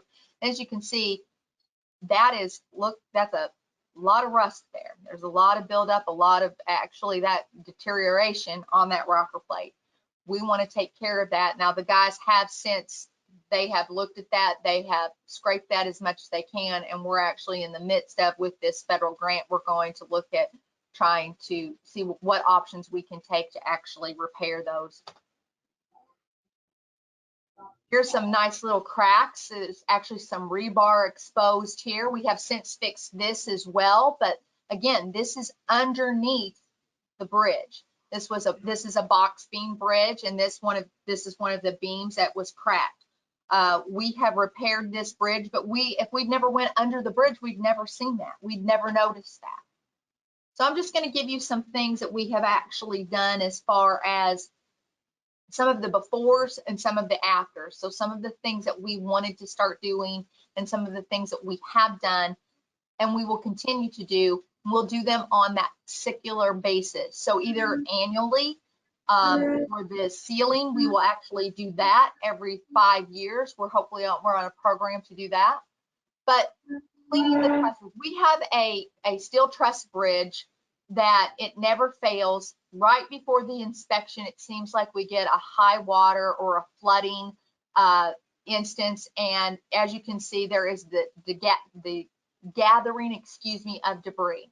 So what I had come up with is we couldn't rent a snooper on our own. We could have, but we wanted to coordinate with our bridge efforts as far as the actual inspection. So what I did was I got with Jim Lesh, and he said, yeah, Mel, we use one of your inspections, we use a snooper. And I said, would it be possible for us to pay for a day of snooper use and for us to go and clean a couple of our bridges that are in very hard to reach locations and we can't get to them without a piece of equipment? He was more than willing, and so we did this. It took us a day, but we went out on Valley View and we actually cleaned out the debris. And yes, that is me, that in that middle picture there. When I had long hair, I did get up in the snooper and I did clean out the trusses. We actually have done this twice now, and again, we're doing it in line with our inspection. So in August, when the inspection comes around, we ask our company, if our vendor, if they'll allow us to use that, and we use the snooper and we go out and clean. I can tell you this time around, this was the second time, we did not nearly have the debris that we had the first time, and we did not nearly spend the time that we spent the first time. So it's just like what Travis said. If you get these things clean to where they're not a planter instead of a rocker plate, you get this truss cleaned out to where it's not a wood chip pile. They become much easier as you continue to do those types of maintenance. So it's not only effective for the preservation, but it's also cost effective, labor effective. There's a lot of other things that preservation is just good for, not just keeping your bridge good. So in 2018, we started cleaning and sweeping our bridge decks. We did, and you've seen this slide because Travis, this is almost the exact same slide that Travis talked about. This helps you prevent that undue wear and tear on the deck surfaces, stops you from retention moisture. It just helps things work. We do, like I said, we use a pressure washer.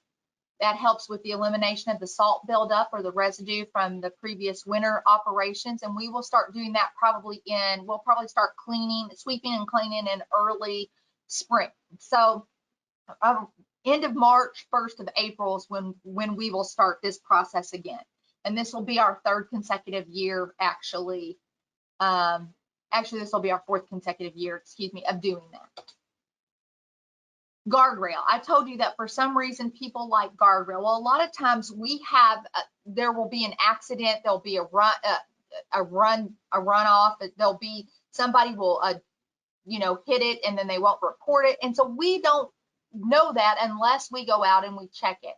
So this was a guardrail on Rocky Hollow. Now, the way that we do guardrail, or the way that we have done guardrail, is we do have a contractor that we work with. And normally we wait until the end of the year and we just take a list, and then because they have to come and they charge us a traveling fee, so we try to just get it all in one fell swoop, if you will. Well, I asked the guys if they might be willing to challenge themselves to see if they could repair this section of the guardrail. And at first they were very hesitant, but then after a little bit of me coaxing them through, and basically saying, okay, I want you to try and see what you can do. Here's what they did. I couldn't have asked for a better result, in my opinion, for this to be something that was done in-house and by two people. Now, they did an excellent job and they were actually very proud of this. So now what we do, and one of the things that I have noticed is, and it was on our report, but a lot of your bolts, the nuts on your the bolts and nuts will come loose. They will fall out. People will take them because I know they're not just falling out and then they're disappearing, because everything is gone. The nut, the bolt, it is all completely gone. So the guys have to check these every now and then. That's one of the things that we actually do, is when we're going through any of our bridges that have guardrail, we make them check the nuts, the bolts, and all of that stuff, because they do come out. They come out because of vibration, but sometimes they're just taken. They disappear and they do need to be replaced. Again, this is the start of the deck sealing program. I've already talked to you about this. I'm not going to belabor that, but I really do believe in this process. We have noticed such a difference in the decks that we have sealed versus the ones that we have not. When it comes to cleaning, the cleaning is, again, so much easier. It's just almost effortless, and the time that it takes to actually clean the deck is tremendous when you're using a deck sealing product and you're doing it in a circular type of program. I cannot recommend that enough. And I'm sure there are several products out there. I know there are, but like I said, Tim sold me, and we use advanced chemicals products, and we use the silane. We use it at full strength, and I love it. I can't say enough about it. So we did research. I did look at other products, but one of the things that helped me was going to the national conference and being able to see that product firsthand, and then Tim bringing it here and us watching it firsthand. So I know this is a little outdated slide. It says 2020. Well, we are actually in 2021. We are using the product, and we are using now this year. We bought 4 barrels. We've got 4 barrels, and we do with the ones that we have the wing walls, or if we have piers that we need to do, we try to get those. So we were on a 6-year cycle because I've been able to increase my product each year. We went from 2 barrels to 3 barrels, and now we're on 4. We're going to get that down to a 5-year. So we are going to, in the next 5 years, we will have completed our deck sealing and start that process all over again. Vegetation. I know a lot of people don't think about this, but the trees, the brush, the grass, the growth, all of that, if you have a heavy canopy or if you have an area of shade, that can affect your bridges greatly. And that is a real simple, I know it can seem like it's labor intensive, and it can be, but you know, what's that saying? Short-term pain, long-term gain. Well, that's totally true. So this is just an example of New Middletown Road, where one of our bridges is, and here's the after. The guys actually went through, they did a lot of vegetation control. We worked with our brush crew, and they boom mowed a lot of this back. And as you can see, there's a little bit of brown on some of those leaves. We do spray for not only for foliage, excuse me, but we do the grass as well, as you can see. So another thing that we had to do, this is about canopy. And again, there are some places where you're going to have this and some places where you're not. We have a lot of trees in Indiana. We had ignored this so long, as you can see, during we get to, you know, leave a couple of logs in the electrical wires and the phone wires. So here's the after for us. It just looks so much better. It's so much cleaner. This is going to help us with some of that. As you can see, this was taken in during the fall months. Some of that tree, the trees losing their leaves, that's not going to be as heavy now, just because we were able to get out there and spray that and cut that back. We've also worked with I'm working with the brush crew and the sign crew, and we're trying to do just not only on our bridges, but a county-wide herbicide program, because that's a big issue for us. So again, now in this process, we did identify our worst bridges first, because we don't have a bucket truck. So our brush crew, they're working in boom mowers. Anything that is a canopy, we have to contract out, but we do that as needed. And we're actually getting to where we're on a cycle with that as well. So again, if you can hear the theme, cyclical, you know, you want to be in a cycle, whether that's a 1 year, a 2 year, a 5 year, even if it's a 10 year, you want to try to get these things in cycles so that you know that, then that's going to help you preserve that bridge. Here's another thing. One of our big things was our channels have switched the way that the water is flowing, and some of it's caused some erosion control. Some of it has caused just some of our wing walls are showing. There's a picture up there of the wing wall and how far the erosion has. We had a bad habit, and I don't know if you can see it on this picture if you're looking at the screen to your left, but we've had a bad habit in the past of sometimes there would be some extra concrete left from a job or jobs, and we would take that concrete and we'd just pour it over. In the guys' defense, they thought that they were stabilizing the rock. What they were doing is creating a concrete shelf that then allows all of the rock underneath to go away from it, and we have this concrete shelf, and we don't have anything that's supporting that. So I have stopped that process, and we have actually hand laid. This was actually with an effort with our crew, because you can see there's more than 2 guys there. This is with our first district crew. We came out and we had some gabion baskets. We actually had to build some. We had to hand build some, and we filled them. And we have done this in about 4 or 5 of our bridges. There's a few more that need to have that done. But we've not only done that, but we've also, one of the things that I think that you'll find, and maybe you can agree with me or maybe you can't, it seems like for us in our county, our bridges are always in an area where it's not really conducive for heavy equipment in general. And that has caused some labor intensive moments for our bridge crew. But I can say with pleasure and pride that they have taken that task to heart. My guys have probably hand laid 20 to maybe 30 ton of riprap over the past 2 years. They went where a machine cannot get to it. They are taking that riprap and they're throwing it and where it needs to be, or placing it down where it needs to be. And this alone has really helped us again with that erosion and erosion control. So what do I see for the future, or what does the future look like? Well, it looks like bridges. And again, that's a part of that, believe it or not, that's a part of that preservation. You have to put your hands on, and I cannot stress that enough.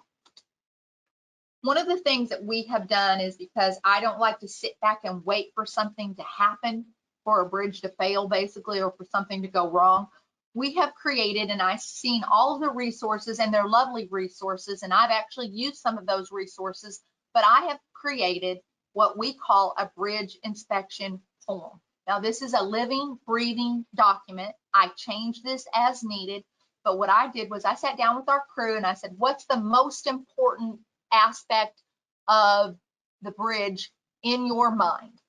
And we came up with several things. So we wanted to do the good, fair, poor, and we did add an excellent. Not that we'll get there, but that's just something that we strive for. And to make it easy, we just said, has the deck been, I'm just gonna go over a few of them. Deck been sealed? Yes, it has, or no, it hasn't.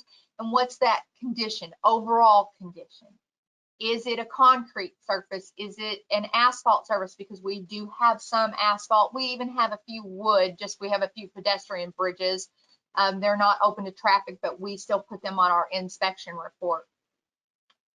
So we've done that. Then we go underneath. Bearing plates, abutments, the wing walls. We even look at things like, again, the vegetation, the channel. We look at all of that, and I make my guys, I know that there is a vendor, an expert, the subject matter expert, looking at that for me every 2 years. And he's going out there and we're paying him to do that. But if I can have my guys put their eyes on this as every year, then maybe we can negate some of those smaller things, and then working in that cyclical manner with some of the cleaning, the deck sealing, those sorts of things. And what do we need to expand on with that?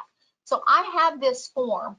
I've told people before, I am a trainer. That was my past life. And we often say still with pride. So I have this form available. If you want it, reach out to me. I will send it to you and you can manipulate it how you would like to manipulate it. There are other tools. Some people don't like to have to use a 3-page form. Sometimes it gets bulky, but what I do is I keep every one of those. I keep them on, again, and we do it every year. I keep these and I look at it, and if there's a problem, the guys will write what the issue, the major concern is at the top of the page. If it's something they think they need a contractor, and then we put that on a list as far as, is this more than a preservation item? This form for us has been invaluable. I love this form. I'm so glad that we did this. Some of the things that we've been doing, and again, you'll see this is from 2019. So we did have some major things we went through. And again, as you can see, this is just a letter that we've talked with our people. Don't be afraid to use the resources that you have. If you don't ever ask the question, you can never get told the answer. And again, you don't know what you don't know.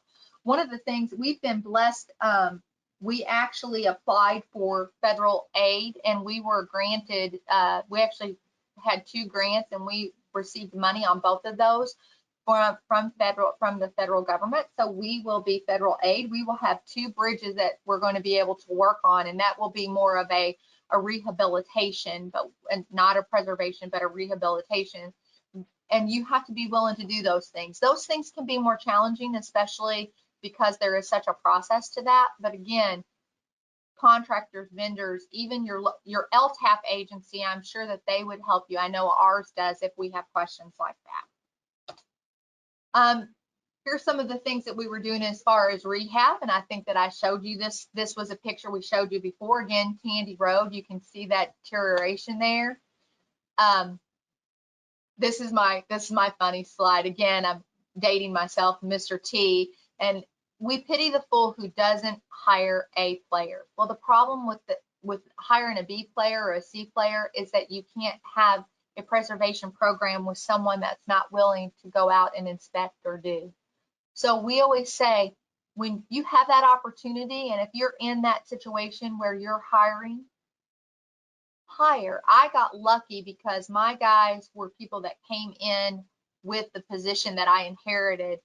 And when I said, we're going to do this, they said, okay, Mel. And so I got very lucky. Sometimes people won't always do that for you. And it's a little more challenging as a leader to make them understand why you're doing what you're doing. But again, this is a part of that culture.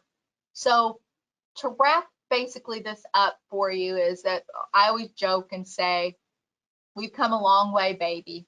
And again, I will talk about organizational culture, eats, strategy for breakfast, and the Pac-Man says lunch and dinner. So you cannot beat a good plan, but you've got to have that plan in place. Now, you might be thinking, well, how did you do that? I don't have the funds to do that.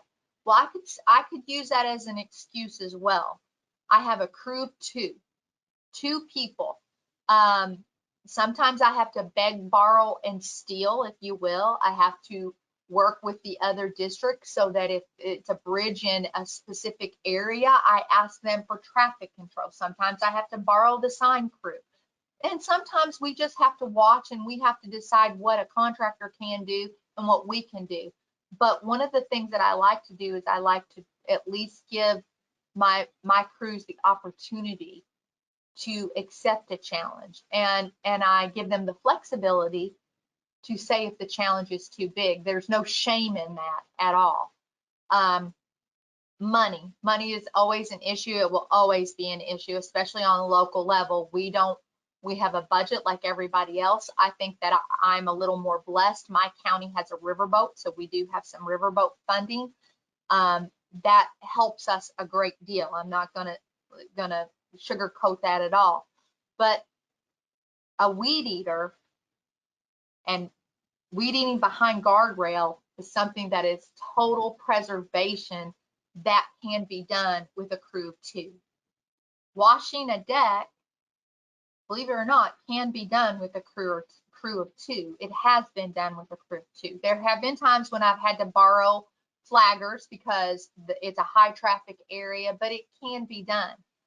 Sealing the bridge. They have sealed several of our bridges with a crew of 2. The guardrail repair has been with a crew of 2. And these are things that, all can be done. A pressure washer is fairly inexpensive. We said that can be done. Blowing out the joints and the seals, sweeping those out, that can be done. So there's things that you can do to help your program along, but the first thing you have to do is you have to begin, and you have to decide, what will you choose? Will you be reactive? When the gas gauge is empty, you're going to put gas in it, or are you going to be proactive? And when the gas gauge says that it needs some attention, you're going to fill it up. It's just like what Travis talked about with his car analogy. It's the same thing. What will you choose? I know that we've chosen to be proactive, and it is something that is continual, and it's something that needs to be continual. So we do have a question. How do you typically repair approach settlements? Approach settlements have been a great source of contention for us this year.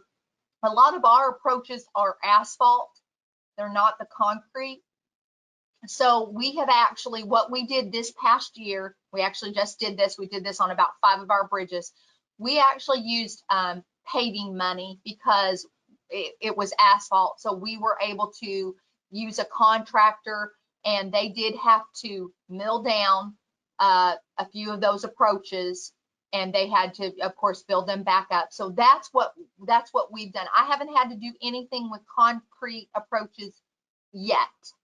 I'm not saying that I won't, but we have put that in our asphalt budget now to kind of look at. Like I said, we had 5 this year, and it was a settlement issue is basically what it was. And another question, what type of grant did you apply for the bridge preservation? It was, and my engineer has helped us with that because he's great at that. It was the federal aid grant is what we applied for, which was this, the call was open, I believe, in January. So we applied for that. Actually, and we applied for 2 of our bridges. We did one of them is the Cordon New Middletown Road, which was the pictures that I showed you for the steel rocker plates, which are rusting, and we're losing some steel on those. We're going to try to paint that a little bit, and then we're also going to try to redo that one. Actually needed an overlay, a deck overlay, and we're going to try to do that as well. So one more question. It says, how do you achieve a good balance between reactive and proactive maintenance? That is an excellent question. Here's what I'm going to tell you. For the first year, so in 2018, when I became the assistant superintendent, I was totally focused on, I was very reactive because I was just coming into it. And then 2019, I was totally proactive because I was trying to implement all of those processes. So I think that there will be an imbalance when you first start, but once you start, the thing about the cleaning and the sealing, it's real simple because you know you're going to do that annually. So for us, we've kind of tried to choose what month is best for us to start that program as far as cleaning or washing the bridges. We don't want to do that. That's not a winter time. We don't want to do that in the winter. It's cold. We don't want to do that. We want to start that in the sweeping and the washing. We want to start that in the spring. So then that leads to us to be able to, whatever bridges we are going to seal on our lovely list here, whatever bridges we're going to seal, that leads us to, well, we're going to do that in the summer. So, and yes, it's hot, but that's usually the most helpful for us. So we're going to do that in the summer. We're going to start that process in the summer, June, July, August. Then that leads us into vegetation. Vegetation, they usually try to take care of that starting in the end of summer towards the fall, and then part of the winter. And so, and then we do inspections all year long, but we save that for the winter. We save some of that stuff for more of the winter months. So between that, once you get that cycle going, between that, if there's anything that is what I would call major, and usually proactive to me is when something breaks down, right? Something has happened and it has to be fixed now. And what's that old saying? Your emergency is not my emergency. Well, when it's an emergency to me, it's an emergency, right? So that's the proactive part. I still have bridges that are going to need to be replaced and repaired, and major rehabilitation. So when I know that's coming up, or when I think that's coming up, I try to look at that a year out if I can, and then that way it's still not so reactive. I hope that makes sense, and I hope that helps. Appreciate you again, Mel, coming and sharing your story there and what you guys have been able to accomplish with 2 people, no less, for the majority of it. So that's great. And if I can say that, and I know we talk about this a lot, and highway departments have reputations all their own sometimes, but it really is about maximizing people's strengths and minimizing their weaknesses. And I have I cannot brag on them enough. And Tom, one of the Toms, because they're both Tom Withers is actually getting ready to leave us. He's retiring. So my challenge is now going to be, how do I replace that with that type of caliber? Because it is a lot of hands-on, and a lot of times people get complacent and they say things like, well, I'm in a truck, why do I have to get out? Or why do I have to weed eat? Or why do I have to hand place riprap when you have a machine? We're not living in the 1800s. And I've had people say that to me. When the machine won't go where you need it to go, and but yet we're still having an erosion issue. So you really have to balance those things. Yeah. Well, your challenge is to get him to not retire. Well, I think I failed miserably, just so you know. Well, again, thanks so much for sharing, and appreciate it. And I'll probably have you email me some of that documentation, and I can get that sent out to everybody, or if people want it, they can email as well. Appreciate everyone's time today and for being here. Just a reminder of some of the things that Mel had talked about in regards to the saline, doing some of the preservation with that. I'm working with Tim Willery over at Advanced Chemical Technologies in OKC, and we'd love to get out to a couple of bridges and work with you all and do some field training and let you see what it looks like and how great it is. I've seen the product myself firsthand. It is pretty great. So we'd love to work with you all. So please send me an email if you'd like, if you're interested in that, or I may be calling you if I don't hear from you anyway. Appreciate AASHTO being a part of this, as well as Michigan State University, who'll be providing the continuing education credits for us. I did notice there was an earlier question about recording of the webinar, and the answer is yes. And I think you provided the location where people will be able to go find it probably in about a week. Thank you for being here. Hope you guys have a great afternoon and have a good lunch. So thanks, Mel. Appreciate it. The preceding was produced by the National Center for Pavement Preservation. More information can be found on the web at pavementpreservation.org. Additional support provided by Michigan State University.